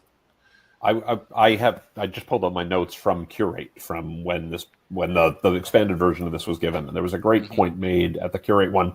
I apologize, I wasn't in the 7-minute ones because I had a client call time, so I missed the presentation. But when you talk about trying to be more agile and trying to be more effective and things along those lines, right? As a hotel company, obviously people talk about the viable product a lot. How do you test a minimum viable product? And in the hospitality industry, we struggle with that sometimes because, we're going to make, we're going to do a renovation of the property, right? Well, you can do it one room at a time, but boy, that gets expensive and time consuming. It takes a really long time if you're trying to do one room renovation as a minimum viable product. What they did in the Curate presentation was the press release is the minimum viable product, right? When we think about what minimum means, sometimes we think it has to be a scaled down version, a stripped down version, right? Yeah. The best way I've ever heard this explained prior to this was, if you're trying to build the world's greatest selling car, just take this as an example, right? This is a thought experiment, an analogy, not actually what people have done. But if you're trying to build the world's best self-driving car, you don't start with a really wacky car. You start with a skateboard, right? You start with something that approximates it. What is the cheapest, smallest, simplest version? And then maybe you scale up to, a bicycle, and then maybe you scale up to a scooter, and then maybe you scale up to the car. But you start with what is the simplest version of the same idea. And the press release is the minimum thing you can do by far, but you don't make a crappy press release. You make the best damn press release you possibly can that explains this, and then they go from there to the FAQs, and then they go from there to it's a really great point and really, really worth thinking about, you know? Yeah, I already came back and sat down with our development team yesterday and kind of shared some of the online videos with them about what, you know, the benefits of this. So it's something I don't think we're going to shift everything we do, but it's certainly something we're going to reevaluate what we're doing and incorporate some of that into our process as we develop. Mm-hmm. So actually, can I talk about that for 1 second? Because this is a thing. Tim, you can, but only if you move your microphone. Every time you turn, your microphone hits your collar. Oh, sorry. Is that better? Yes. Let's see if that's better. Just hold perfectly still. Okay. Well, that's not bloody likely. That's not going to happen. Hold your microphone out while you talk. All right. There you go. Let me do this. Is that better or worse? Yeah. No, you're fine. It's And just every once in a while, when you turn it, would get staticky. Sorry about that. All right. So, you raise a great point. I love what you just said. I've been a consultant for 8 years now. I ran large groups at large companies for more than a decade prior to that, actually almost 15 prior to that. And I see this all the time where people see a great talk or people see, they read a book or something like that, and they take one thing away and they're like, this is something Amazon we're going to do because it works. And look, it's great. And Amazon has been so successful. Right. But what you just said was not that. What you said was you saw this thing that Amazon does that's really cool and look to try to incorporate that into our processes. And what you didn't say, but was implied in there, was in a way that makes sense for all of our other stuff. For sure. Right? Yeah. The reason things work at Amazon the way they work at Amazon is because it's the way the systems all work together in support of one another, right? The reason things work at Apple the way they do, all the systems work together in that way. The reason things work at Ritz-Carlton, right? It's an ecosystem, all the pieces. Yeah. So when you find these tips, when you find these tools, when you find these ideas, it's take them wholesale and try to force them into your process. It never works. Yeah. And that's why your, president or CEO or SVP or VP or comes to you every 6 months with, okay, here's another new thing way to do it. That we're going to try. That's a new way to do it because the last one didn't work. I used to tell people that. Yeah. So we are as an agency. You guys have seen our work. We're very scrappy in how we do things, and that's how we've structured our teams. What is going on? Can you hear that video? Oh, there's echo going on there. But what we've done is we've kind of taken the bits that make sense from a ton of different places. So if you look at our process, it incorporates the 5 whys, it incorporates the lean startup, it incorporates Scrum, it incorporates big, hairy, audacious goals. So we grabbed little things that we think are cool that can improve. We've taken some that we've dropped because it just didn't work for us. But that's how we iterate, and that's how we've been able to scale rapidly with a very small team of developers. So I used to do that with my teams where somebody came back with a great idea. But we're not Amazon. They wanted it implemented. They wanted it implemented, and it was like what I used to call grabbing the wheel. We just can't grab the wheel and jerk it if we're going in a direction.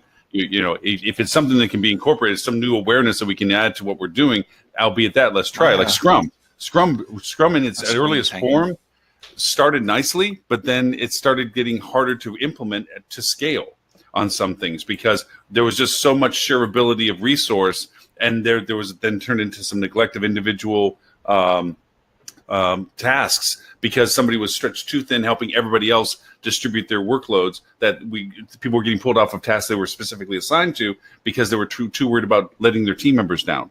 So the Scrum 2 came up and it addressed some of that as to prioritizations and levels of participation. So there was a refinement of even the Scrum program. But to that end, all good things have their abilities if they're into the ecosystem that can sustain them. Right. So, yeah. Yeah, I just thought it was a great point the way Stewart said it, because it really it speaks to a thing that you see done wrong so many times. I saw this cool speaker. They talked about this amazing thing. We're going to do it exactly what they said because it worked over here. Over here And it for doesn't them. mean it won't work for you. It just means you have to say, how do you make it work in your environment in the appropriate way? How do you fit it into the ecosystem in an appropriate way? Right. By the way, it's about 6 minutes to 1. We're Yeah, approaching. we can't miss Robert's thing though. We got to talk about Robert's thing. He's not here, so he did kind As of. long as we talk about it in 6 minutes and say our goodbyes in that amount of time, because I me literally too. had a client call at 1 o'clock, so I'm too. going at 1 o'clock. Got it. I will talk about Robert on my own, but I can't let him off the list. We did your Tim. We're going to do Robert's. No, sure. Roberts was great, by the way. That's not to diss Robert by any stretch. Roberts was fantastic. Robert did really good on the influencer market, and I think there's aspects about it that definitely need to be discussed because his panel did break apart some questions that people had that were insights that I thought were pretty good. I thought there were some pretty good points to it. To be made. Such as, I did not see it. Tell me.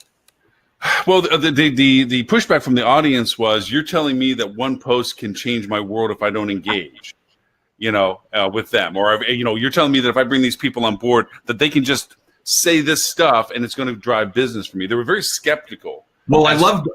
There was one woman. There was one woman at the front, and it was fantastic because she was just like clearly influencer marketing was new to her, which is completely fine. It's not necessarily something people have a lot of experience with and stuff. I mean, so no shame there, no harm, no foul.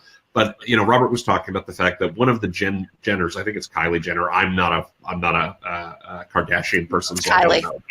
But Kylie Jenner gets $1 million for sharing stuff on Instagram. When she does a sponsored post, she gets $1 million.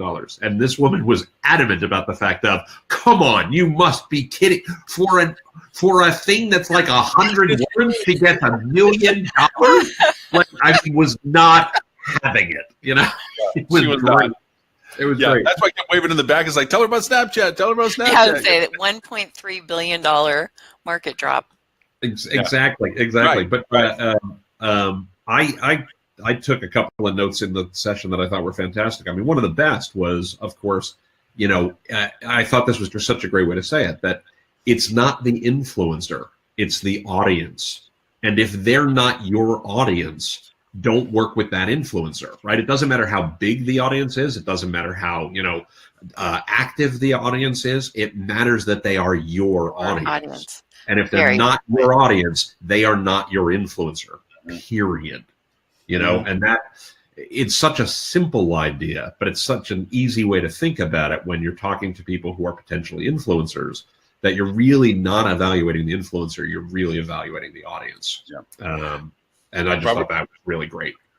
So I know you do at 1 o'clock. We both have to jump off for it, and we're down to that 2-minute wire where we can go over and say where we can find each other. I'll continue with the Robert conversation because there's points of the influencer program. I threw the article up that I can actually refer to specifically, so I don't take him out of context to it, so that we can point out some of the things that they brought up, which I thought were excellent points about how to find and describe influencers, what to steer away from. I think he made some great points, so I continue that. It is absolutely worth talking about. I learned a ton of things. I took a ton of notes. It's not something I've done a lot of work with, and so it was a really great session. Yeah, he did a really good session. So, Mr. Tim, Tim Peters. That has to be a common thing. Oh my gosh! I don't mind. I don't mind that it happens. I get called Peters constantly. I do mind it when we're talking about the one acknowledgement you get at the Adrian Awards, and it's on a slide, and your name and the name of your company both are misspelled. Okay, different story. And the other, I don't even. It doesn't offend me. It's just like, could we not? That's all right. That's the same person that referred to Terranea Resort as Terranuria. It was like an extra 7 syllables on it or something. It's like, I don't want to knock anybody. I don't want to knock anybody. I feel bad calling attention to this. They also did a very, very, very lovely memoriam for Neil at the New York chapter, who was one of the first people I ever met in HSMAI, a lovely man, well remembered, and it was a lovely memoriam to him. And the slide that said "in memoriam" spelled memoriam wrong. I know. No. Yeah. Yep. Yeah. Anyway. There was a couple things could have been some spell Staff checking of 11 generally throughout the evening, but to be fair, most people aren't going to know, and B, people are having fun, having drinks. No, everyone's going to know because they all watch this show. Yeah, and the Adrians went off wonderfully well. So, anyways, Tim, and the Adrian world, fantastic event, by the way. Oh, amazing event. It Absolutely really is. It really is a premier event. Mr. Tim, people want to find you. Where do they go? timpeter.com without the S, or TC Peter on Twitter. Excellent. Miss Holly, you also said you had to leave. So if people want to find out about your amazing sales program and everything about you, where would they go? Influencer-sales.com. Holly at influencer-sales.com. Outstanding. Well, Mr. Stewart's going to come back to keep me coming for a couple more minutes, so I'll ask him when he finally gets joined back on. But to everyone else, thank you so very much. Thank you for the show and anyone. Stuart, stay around because we're going to talk about influencer stuff. They got to run. I'm just going to drag you for another 5 minutes. Bye, guys. Bye. See ya. See you guys this week. Bye. Guys. Bye, Holly.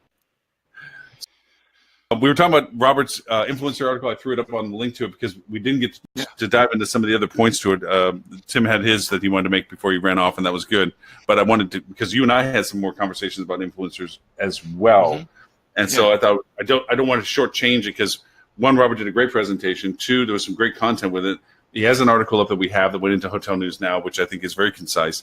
But you and I both also have direct influence and influencer market. We both have direct experience using influencers in market. So I didn't want to. We did an episode of the podcast too, all about influencer marketing. So it's, you did. Yes, you did. Yes, you had a great idea. Yeah. And there was a lot of overlap between what Robert was presenting and what we talked about too. I think he was spot on a lot. And I think influencer marketing is something that is misunderstood by a lot of people. I think they assume straight away that you're talking about Kylie Jenner or Kim Kardashian when you're talking about influencer marketing. But we really look at influencer marketing in two ways or two buckets. One is niche people that have some kind of niche audience that is aligned with your brand or your offering, your product, right? And then the other, which I think Robert touched on in this, and I don't think people consider this, is your guests. When you turn a guest into an advocate, they are the best influencer you can have. So I think part of your marketing strategy needs to be, how do you turn guests into influencers through advocacy? And that's why the first thing we recommend to any new client is you guys need to check out this product called Flip2, because it does a phenomenal job of just that. And the example that he gave in the presentation, that was a Flip2 case study, right? Solid. Yeah. Unfortunately, we always have to not unfortunately, it's the reality of the business. We have to put things into terminologies of cost versus revenue opportunity. Yeah, and that's one of the challenges with influencer marketing in the traditional sense, in that it takes it. Even if someone's coming for free to stay with you, right? You're giving up a room. Maybe it's off season. It's distressed inventory. That's not that bad. Maybe you're paying for a meal or two, but there's also an investment of time and energy to host the person, to coordinate the logistics of the person, to coordinate the messaging and the content after. So it's definitely something that takes some time to do it right.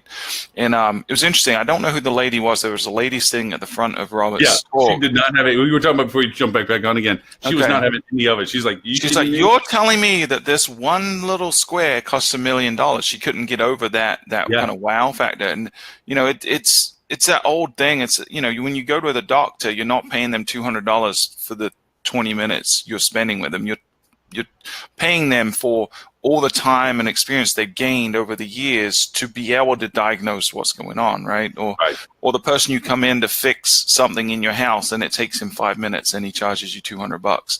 Well, you couldn't fix it because you didn't have the knowledge he had. So with influencer marketing, you're not paying for the post, you're paying to reach the audience that person has earned through hard work, or in some cases just being a Kardashian, but through hard work, you've earned that audience, you've earned the respect, and you've earned the ability to persuade them through your opinions, and that's what you're paying for.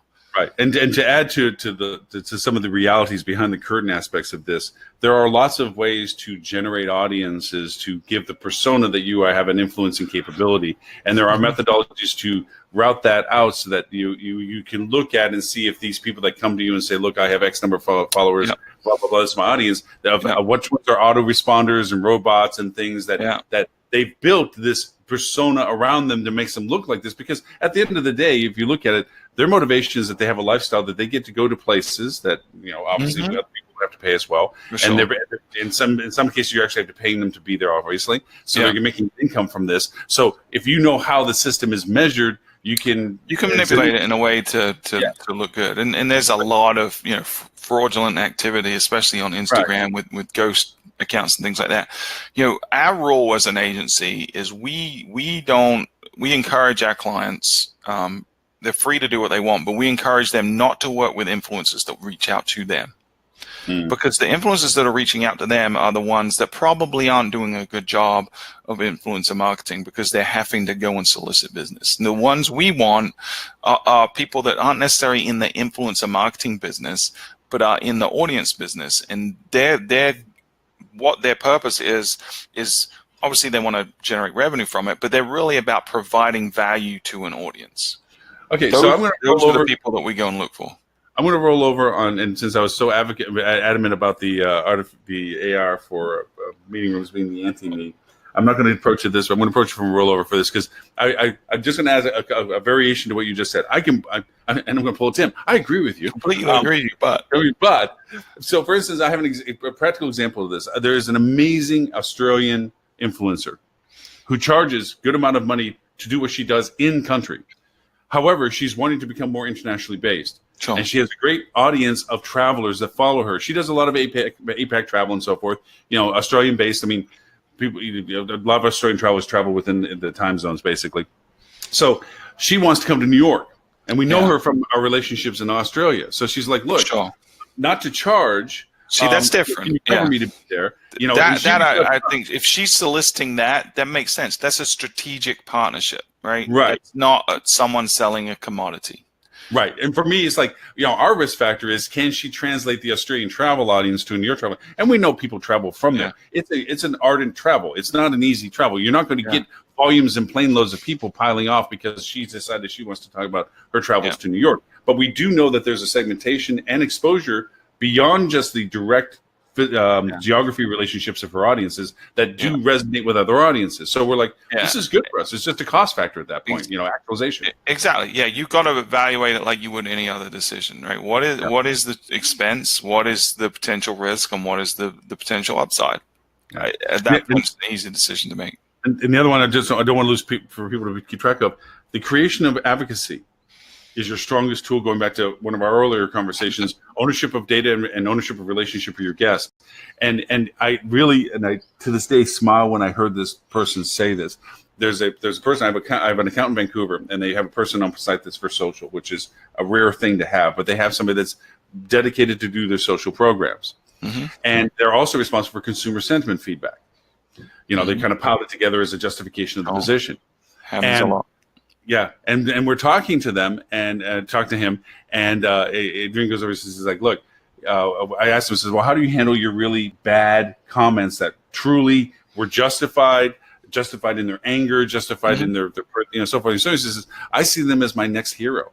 Yeah. And I said, well, tell me about it. It's like, because if I can solve and satisfy and conclude their problems in a way that makes them feel good about the fact that what they did got the answer they wanted, they're going to tell people, and people that know that person know that person's that person. And that person, and if that person's saying good stuff, well, damn it, that place better be pretty good because they made that guy say that, And I'm like, that is the most optimistic. Yeah, that's how every single person that manages online reputation responds to reviews. That's how they should see it. Your worst detractor could potentially be your best advocate. 100%. I mean, there's those that do it just for the purity of what they can get out of it, and that's always bane of anything. There's always that possibility. But for the reality of it is, for those who truly are complaining, legitimate or not, but complaining about something that they're wanting to correct, and you can correct for it in a way that creates advocacy for them, that really does turn into your best influencers because those people are similar in and not only to does their voice and the people, their audience that they reach, but also, especially if it's done in a public forum like TripAdvisor.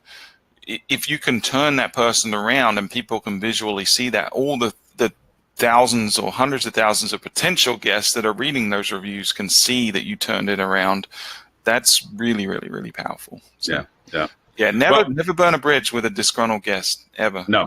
And one of the things that people forget to do is, once you've tried to make it up to them, we did an episode of the podcast a couple of weeks ago on this, but when you've apologized, when you've made amends, when you've empathized, it doesn't ever hurt, and you should always offer the olive branch and invite them back. Show them that you want them to come back so that you can, make sure there's closure on whatever the issue was. And it goes back to, again, one of the earlier shows where we talked about that tongue-in-cheek, funny answer stuff. That there's a time that it can be pulled off, and then time it can blow up. Yeah.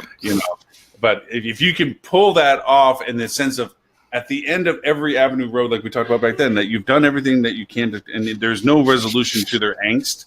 That it's just they're going to hate you no matter what you've tried to do for them. And that's the reality sometimes. You need to speak to the larger audience and say, okay, guys, we're really sorry we didn't build that extra room, and we're going to shoot the person that bothered you and all this other stuff. I mean, but sometimes it's okay to say, okay, this person's clearly unreasonable. Let me shine a light on that to the mass audience and assure them that they're not going to have issues because they don't care about the same nonsense that this person's complaining about.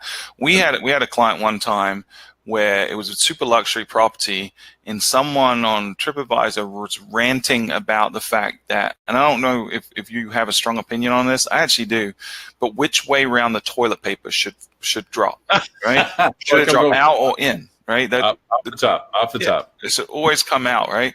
Unless some people argue that if you have kittens or puppies, that doing it in stops them doing this and dispensing the whole thing. But I think most people would say toilet paper kind of comes out. They had a housekeeper that was a bit willy-nilly with that and didn't always put them out. And I mean, rightfully so. If you're a luxury resort, that kind of 5-star luxury, you should be paying attention to that kind of detail. But someone went off about how their stay was ruined by the toilet paper. And clearly that's unreasonable, right? So they tried to deal with it the way they could. Our policy is to do it out. It was a training issue. We corrected this and we apologized, But the person wouldn't let it go. And they ended up having to kind of be a little bit of a smarty pants to the person, Sure. But then there are situations. You ought to apply common sense. But that goes back to the nuances of the details associated with the caliber of product you try to represent. I mean, and I say this from the purity of trying to improve situations, and this is a client-based hotel. I go in, and the alarm clock is not set to the current time zone correctly. The hangers that you're trying to be warm and welcoming are the stupid little ones with the little post on the top. Meant that you never. It's like that doesn't say welcome. That says I don't trust you. Yeah, you're gonna steal my hangers. Yeah, you just spend $1,000 on this room, but you're gonna steal a hanger that you can get for cents. One of the greatest annoyances I always have is the bottle of water that looks free, but it's $5 if you grab it. Yeah. It's like don't put. I understand the little amenities where you want to put snack bars and so forth, and of course if they grab it costs. I understand you're trying to provide convenience factor to it, but then there's also. And I mean, again, the other perspective is I like getting up and having coffee. My wife likes getting up and having tea in the morning, and making me have to actually get dressed for public view to go down and get my cup of coffee is not my preferential choice. I'm sorry. I want to walk around and drink some coffee and watch the morning show, plopped back in bed like I got another half hour of time to kill or something. But that's funny. These are just little. I'm picturing Tony Soprano walking down his driveway to pick up the newspaper. I got the whole look going on. Hey, I did want to pick one other thing. So this Time magazine I read on the plane to and from. Excellent articles. Is that the most recent issue? Yeah, this is the most recent one just popped. Yeah, this was high level up in the organization, second only to Zuckerberg and what's her name, and going through the process of all this that's going on, has been going on, and some really insightful ways of saying we need to look at this differently because he's putting out that warning that says, whether you are aware of it or not, what they do know and what they can do and how they've influenced world politics and things. I have a video that I use in my presentations for Rocket showing why is Facebook so concerned about all these third world countries getting internet? Because then they control the internet. Because then they go in and say, look, your local TV phone carriers are going to charge you outlandish prices, in a poverty-stricken country for data we're offering for free. But it also means you're regulated as to what you see on their channel. At that point, Facebook's controlling their internet access. And because of that, they control the message. And because of that, they're actually influencing politics. in ways, whether they intend or not intend. They're making, and the Philippine example, scary. And the one in Africa, scary, of how they literally let disinformation rule for popularity. What was the other little country that happened with? United States, I think. Whoops! Yeah. What? Yeah, that little place. Yeah, the one that allowed massive because it was profitable for them to allow it to run. Yeah, but really cool articles. I recommend it just from a read point of view. It's cool stuff. So, yeah. But going back to influencer marketing real quick, I think if done correctly, it's really, really powerful. We did an episode of the podcast last year that talked about the top 10 ways to drive direct bookings. And I was the only one of the group of 4 that actually had it on the top 10 list. Yes, but it was number 10 on my list. I really feel like if done correctly, it can be a phenomenal way of not just driving direct bookings, but driving new business, people that you hadn't reached before. But I think the key to it is finding a matching passion with the person, the influencer, and their audience in what your brand stands for. If you're a vanilla box of a hotel, you don't really stand for anything, you don't have anything that differentiates you, it's really hard to make influencer marketing work. But if you do something unique, or you hold unique events or something like that, there's an audience out there that cares about that stuff, So, for example, in Myrtle Beach, I was getting an Uber back from New York yesterday from the airport, and then I asked the guys, I always talk to them about what's going on in town because the Uber drivers seem to have their finger on the pulse of what conventions and stuff are going on. He said, there's a show pigeon convention going on in Myrtle Beach right now. I'm like, a show pigeon? I was like, well, you mean like homing pigeons, like travel, like the ones that people in England used to do this, where they send them out to certain places and then they'd have to find their way home and stuff like that. He's like, no, this is like, think of a dog show for pigeons. He's like, this lady was showing me photos of it where you've got pigeons that are just all spruced up and fluffed up like a dog. So apparently there are thousands of people in Myrtle Beach right now attending a pigeon show, right? There are audiences for every weird niche you can ever imagine. Okay, so we're going to see who listens to the tail end of our show. I'm going to tell you something that I am just floored by how it's been fun.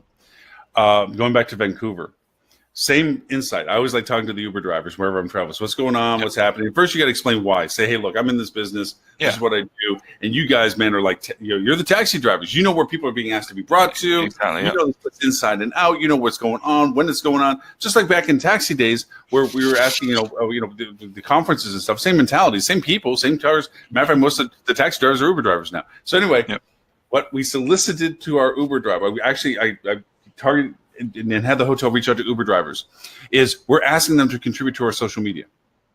Not directly. We don't let them have control. We're asking them to send us stuff, and we will pay them to send it. What's going on? Take a picture of something cool. We're actually soliciting their engagement, because here's what I want to add to what you just said. Okay, so you have a box. The worst thing you can do, two worst things you can do. One, it's sunny and 72. Look at our great rates and dates. Second is hire a vanilla company that does nothing but evergreen, almost said the bad word, stuff of things that are generic with generic imagery about generic content, about generic destinations, where it has no applicability to you. You're just the one putting it on your post, which most people aren't paying attention to, which doesn't create any advocacy. Nobody wants to care about you talking about it, because there's no reason why you should be talking about it just because you have a building in a place.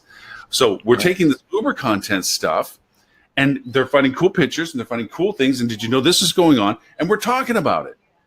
That's cool. And just throwing the pictures up and stuff like this. And we're giving them $1 here, $2 here. They actually have, we have accounts where they queue them up, and at the end of the month we cut them a check. That's really smart. Finance content. I might steal that idea, Lauren. In some of you like it, don't you? It's a cool idea, isn't it? Yeah. They have their finger on the pulse. I mean, it's homegrown. Talk about homegrown and authentic. Yeah. And we have it comes from somebody. Now the thing is, we have them sign off that it's they're giving us permission. What they send us is open permission. I mean, you have to go through the logistics of this a little bit, but I mean, it's simplistic. It's just like, hey, look, sign off. Once you get the process down, like anything that's complicated, it becomes easy over time.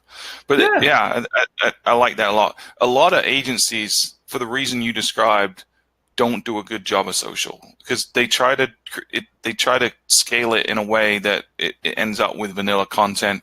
I've seen agencies. I've got a guy that used to work, and I'm not going to name the agency, but one of our competitors, and their social strategy was basically, let's produce one piece of content that's kind of generic but evergreen, and see how many clients we can repurpose that same content on. You know, and that's that one of their key drivers as an agency is always efficiency of labor, and so that sounds good on paper, but it's never going to be effective.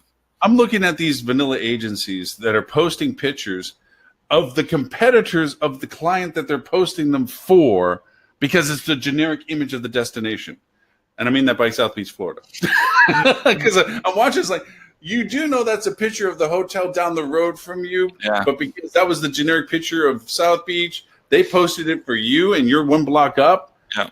Come on, walk outside, take a picture, send it to them, okay? Yeah, we got clients, well, not clients, but there's properties that do that in Myrtle Beach, right? So if you've ever been to Myrtle Beach, there's a lot of hotels. It's a long strip. Yeah. We actually have 60 miles of beautiful coastline. It's one of the greatest areas on the south coast, southeastern coast. But most of the photos these days, because there's like a little boardwalk area now, there's a sky wheel, that's become the iconic photo. So there's a lot of clients that are 3, 4, 5 miles away plus from that area, but on their website, it's beautiful Myrtle Beach, and it's a photo of that. And then you're just telling people they need to go stay 10 miles down the street. It's ludicrous. Yeah. Well, again, there's ways that, we the same thing with New York for one of the hotels I have is that we took Google Earth, had it zoom in, and then at a moderate altitude, stopped it, and then did Google Earth when you have the elevated view, and then got it close enough to street level that we had it from the view of the perspective. I made the ping go down where I was across the street by the Madison Garden facing the hotel down to that level. So it was a transitional of showing you visually where you are, and something with the Myrtle Beach is like, come from the beach and zoom over to your hotel just to show where you are in relationship to this iconic, because granted, iconic images solicit immediate retention. It's being shown enough that there's that retention. That's Myrtle Beach. That's Myrtle Beach. It's like looking at the Eiffel Tower. That's Paris. That's Paris. Same thing. I'm not taking away from the value picture of the picture, but show the relevance of the picture to the context that you are. Yeah, exactly. Yeah. And then if anything, go fly a drone.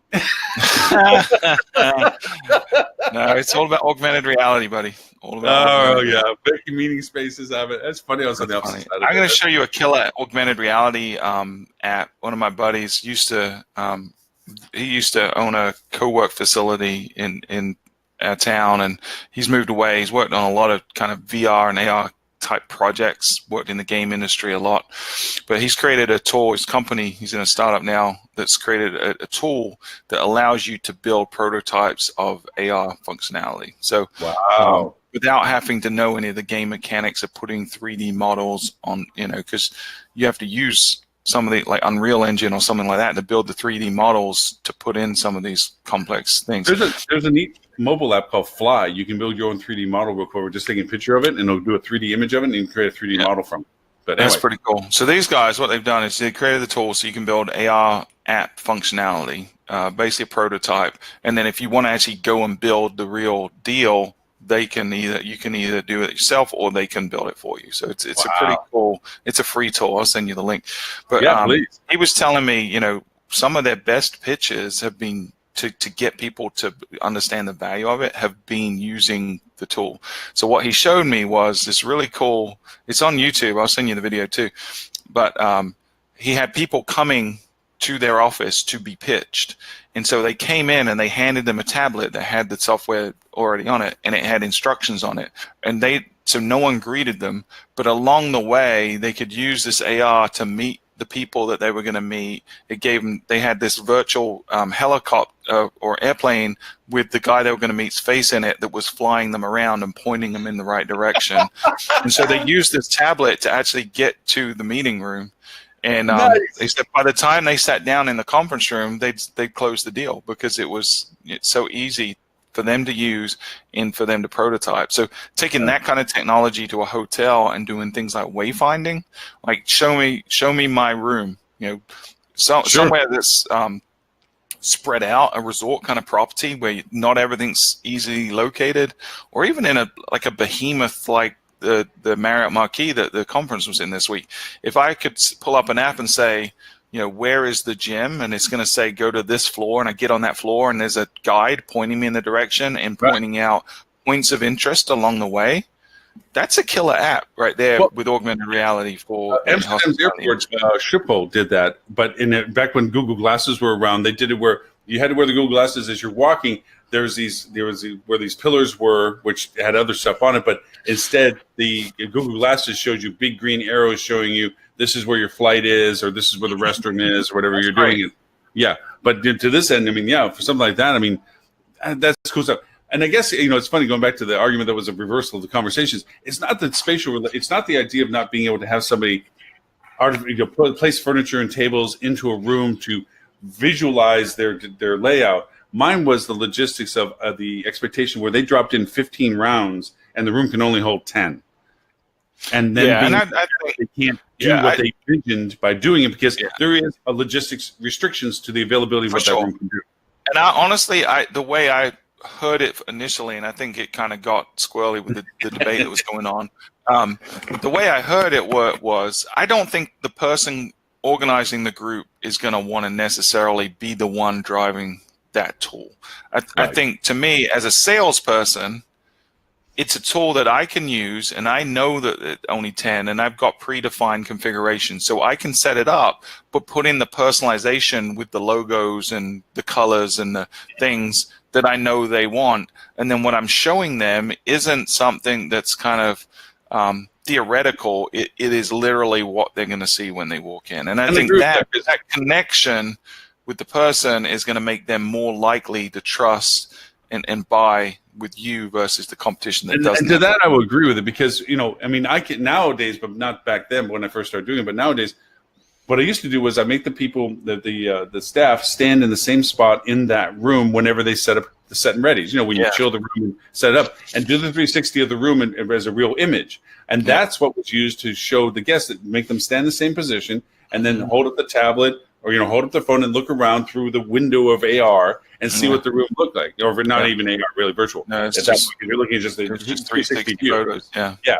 But now you can actually take those images and put the logos in them and bring it back again. It's still a substantive amount of work, but probably no more different than what we're talking about right now. We're saying, okay, I know this person wants rounds or Chevron or Classroom or whatever, and they have 50 people. Let me configure the room. Let me put their little stuff up on the screens, and let me shoot the image.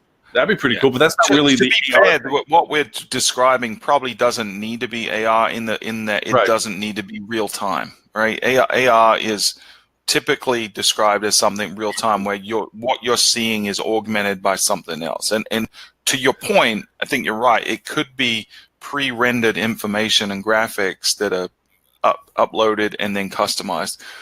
It could be virtual reality with the customization. It could be a 360 photo with the personalization. Yeah, you can send it to them as a file that they put on their Google goggles, and look around the room of what you built. You can do that now.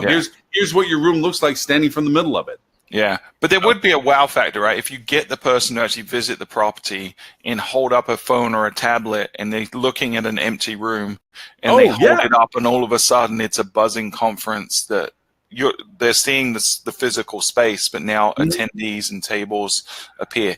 That real-time augmented reality would be that for a fact, because that's what we used to do for the weddings. Wow, because normally in weddings with Smurf business, you go over and you have to sit down with the chef and they go through the recipe selections. You have samplers and so forth, and then at the tail end, you bring in the bride and the bride's mom to their room. Okay, and you usually stage a table with all the seat covers, centerpieces, silverware, plate selections, all that stuff to impress them. Of now, imagine this in this room with all these tables. Well, you're not going to set the whole room, especially large scale stuff. You're not going to set and ready a ballroom for 500, 300 people or whatever. You're going to set a table, but you have the room.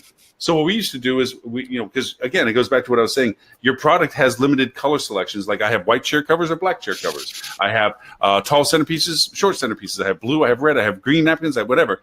As you go through the process of your daily banquets and events, you go through all your set selections. You have all your color variations. You have your centerpiece combinations. You have, and as long as you keep taking a library of pictures in 360, you have the one most likely, if not exactly what you're selling, close to what you're selling. So now you bring the bride in. I've literally been there. We walked them in, and here's this ballroom with stacked chairs and rolled tables leaned up, and they're like, huh?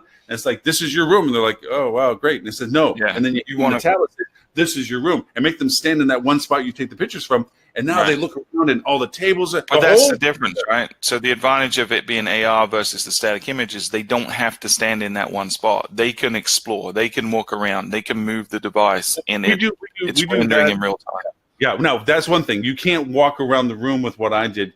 But you don't have to stand in the exact spot. The idea of what the exact spot is, when you're holding it up and you're looking towards the corner where the stage would be or whatever, you're seeing it perpetually where it would be. I get it, right? Which you wouldn't need to do that with AR. So I think it's cool. I think they both accomplish the same. I honestly think the AR solution is cooler it's for that cool. reason. Great cool factor. Probably more complex too, but for the reason that it's cooler, I'm surprised you argued against it, because you usually are all in on super cool. You know, it'd be really super cool. What's Instead, would be voice command AR. I want a sofa over there. Make it green. I want a stage over there. That would be super cool. You know, it'd be cool too if it wasn't screen-based AR, but it was hologram projected AR. Ooh, that would be uber cool. That would be the coolest, actually. Oh, no. One top on that. Then we do 3D printing. As they're talking, it prints it right there in front of Might take a while. We got to print 700 more chairs. We'll transport the chairs there. We'll transport the chairs and the tables and everything there. We'll just transport them. We're getting to holodeck status now. Exactly. That's what I'm thinking. Yeah. All right. Well, awesome. Thank you. It's actually, I've absolutely enjoyed every conversation we've had these past few days. Thank you so much. It's been fun. We spent a lot of time together. It was fun getting to know the history of Lauren and all the advice she gave me. But it was a really good conference overall. I really enjoyed. I learned a lot.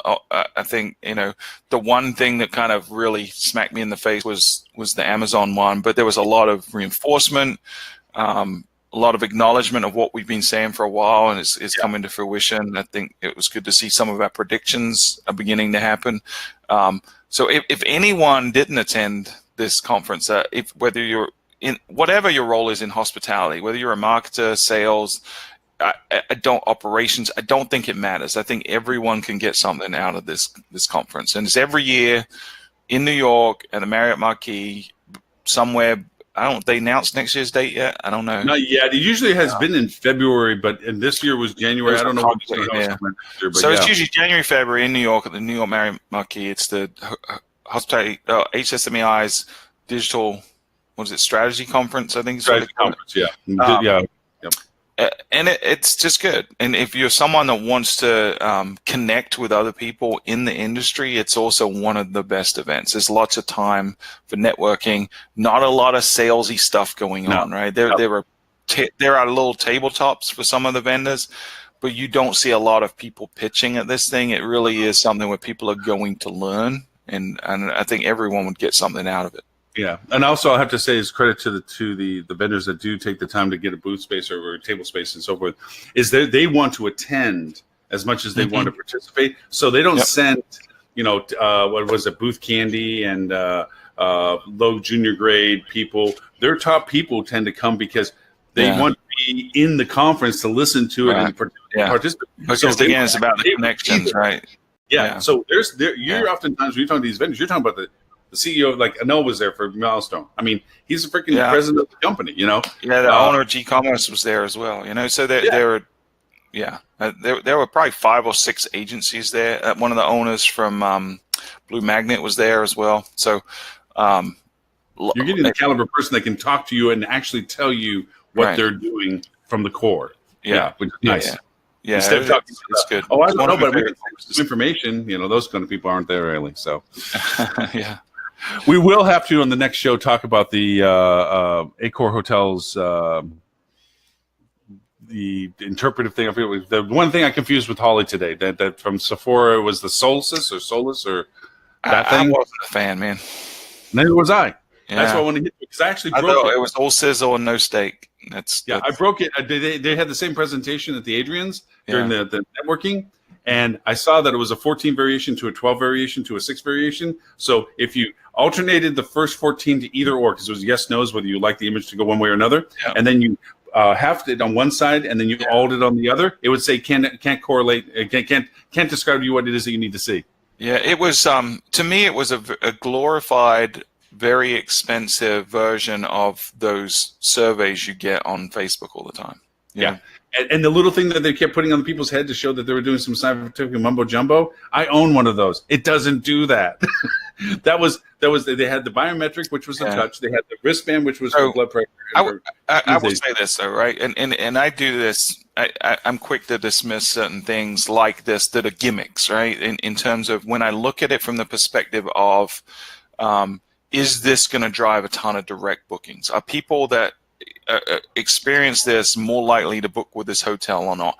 Maybe, but it doesn't really scale to a point where that's profitable. The amount of money they probably invested in this project, this campaign is I'm scared to even think how much. I wouldn't even want to. Yeah.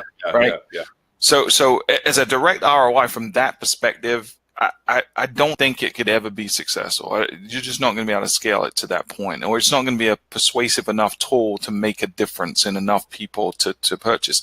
But when you do look at the amount of press coverage they get, if you look at it as if this was a PR stunt, it was probably well worth it, because, I mean, you saw how many media impressions they earned from that without having to spend money to gain those, right? So I think if you look at this as this was nothing more than a very complicated PR stunt, it probably paid off for them. How many people have heard of the brand and read about the brand and seen the brand now that didn't before? Very true. And it positions the brand in a certain way, which is another part of the objective, right? Which is changing opinion of the brand positioning. It's high tech and innovative, and there's a lot of things that go along with the fact they did this. Look, they're innovative and they're progressive. Yeah. They're positioning them to a certain audience that they probably didn't have the share of awareness that they do now, right? So if you look at it from that perspective, that's probably pretty cool. But as a direct response marketing initiative, no. Not at all. I wasn't really stoked with that, but your point. Mr. Stewart, people it would know have been about fun to work on that project. I would have loved to work on it for sure. Yeah, it would have been fun. I mean, granted, but yeah. So you guys doing another podcast today? Yeah, we're doing an episode today on Pete put together the notes. I haven't actually looked at them yet. I got to look at them after here, but we've talked about the subject a lot. So there's a lot of things you do in your marketing initiatives where you set it and forget it. Right, I'll give an example. ADA compliance is one of those, right? A lot of people go through the painstaking process of ADA compliance, and it's done, and it passes the scanners, and they get their attorneys to look at it, and everyone's happy, and then they move on. And then they don't think about it anymore because it's a checkbox that's checked. But, things like GDPR, ADA compliance, there's a lot of others we'll talk about in the show too, are really something you need to be considering on a routine basis. So what we're going to be talking about in today's show is, what are some things you should be doing on a quarterly or annual, even more frequent basis to maintain marketing health. That's excellent points. Excellent, because to your point is you're saying this. That'll be the subject. So we'll probably record that today and publish it on Monday would be my guess. Yeah, because I mean, to your point, is like ADA compliance. It's like, okay, fine, but then as I add marketing campaigns and new additional pages for them, am I as concerned about doing them at that time as I was when I was doing it? Right. So I can spend hundreds of thousands of dollars if I'm a big corporation making sure everything's ADA compliant or at least matches the WCAG 2.0 AA standards. But then one intern puts one image on my homepage that doesn't have an alt tag, I'm no longer ADA compliant. And also to that end, a non-secured image that kills your SSL because it gets loaded up and all of a sudden you're off. The image is 10,000 pixels wide and it's only rendering at 600 pixels wide, but because it's a large image, it's 50 megabytes and it's now slowing down your site. And guess what? You just meant my cost per click went up on all my paid advertising on Google. Because it's part of my quality score, right? My organic search rankings are going to suffer.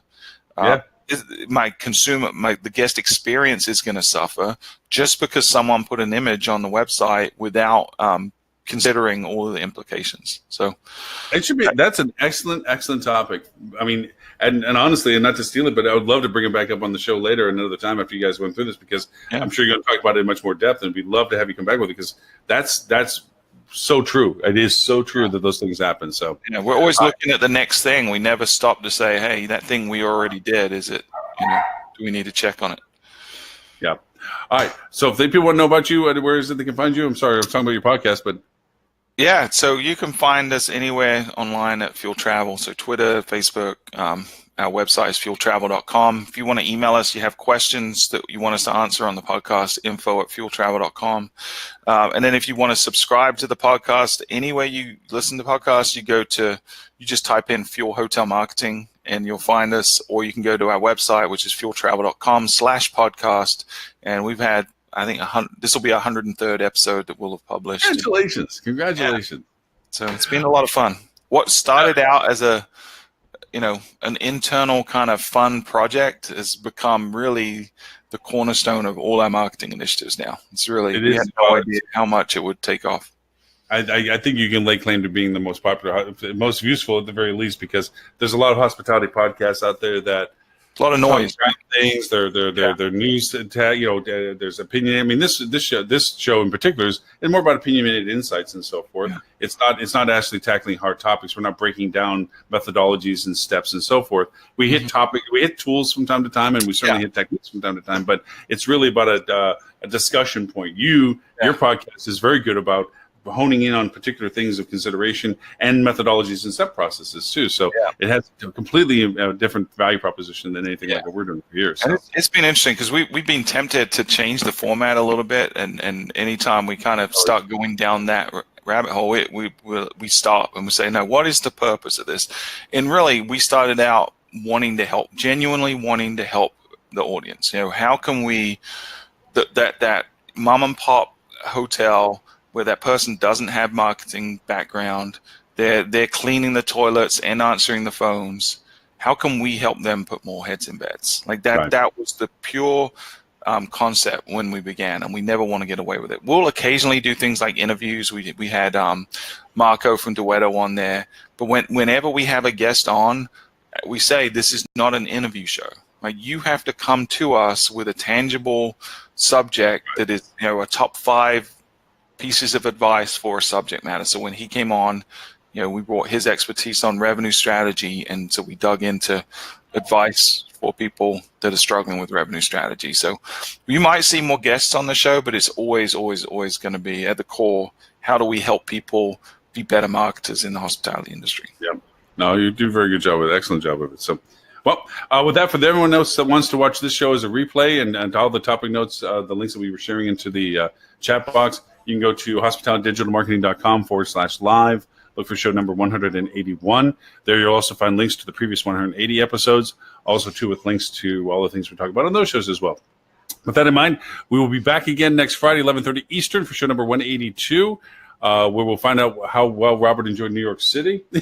If there's any stories to tell about his family adventures, like he's like Griswold out of Family Vacation. I'm sure there's some story that's going to come out. Holiday. Anyway, so with that, thank you everyone for your attendance. We did wow, good. It was a long one today. Yeah, there was a long one today, but it was a lot of fun. And sorry, Mr. We ran out of time to have you on the show today. Maybe we'll have time next week for you. We don't know. Enjoy your time down at the Bahamas. Till then, we'll talk to everybody next Friday. Bye now. Bye, guys.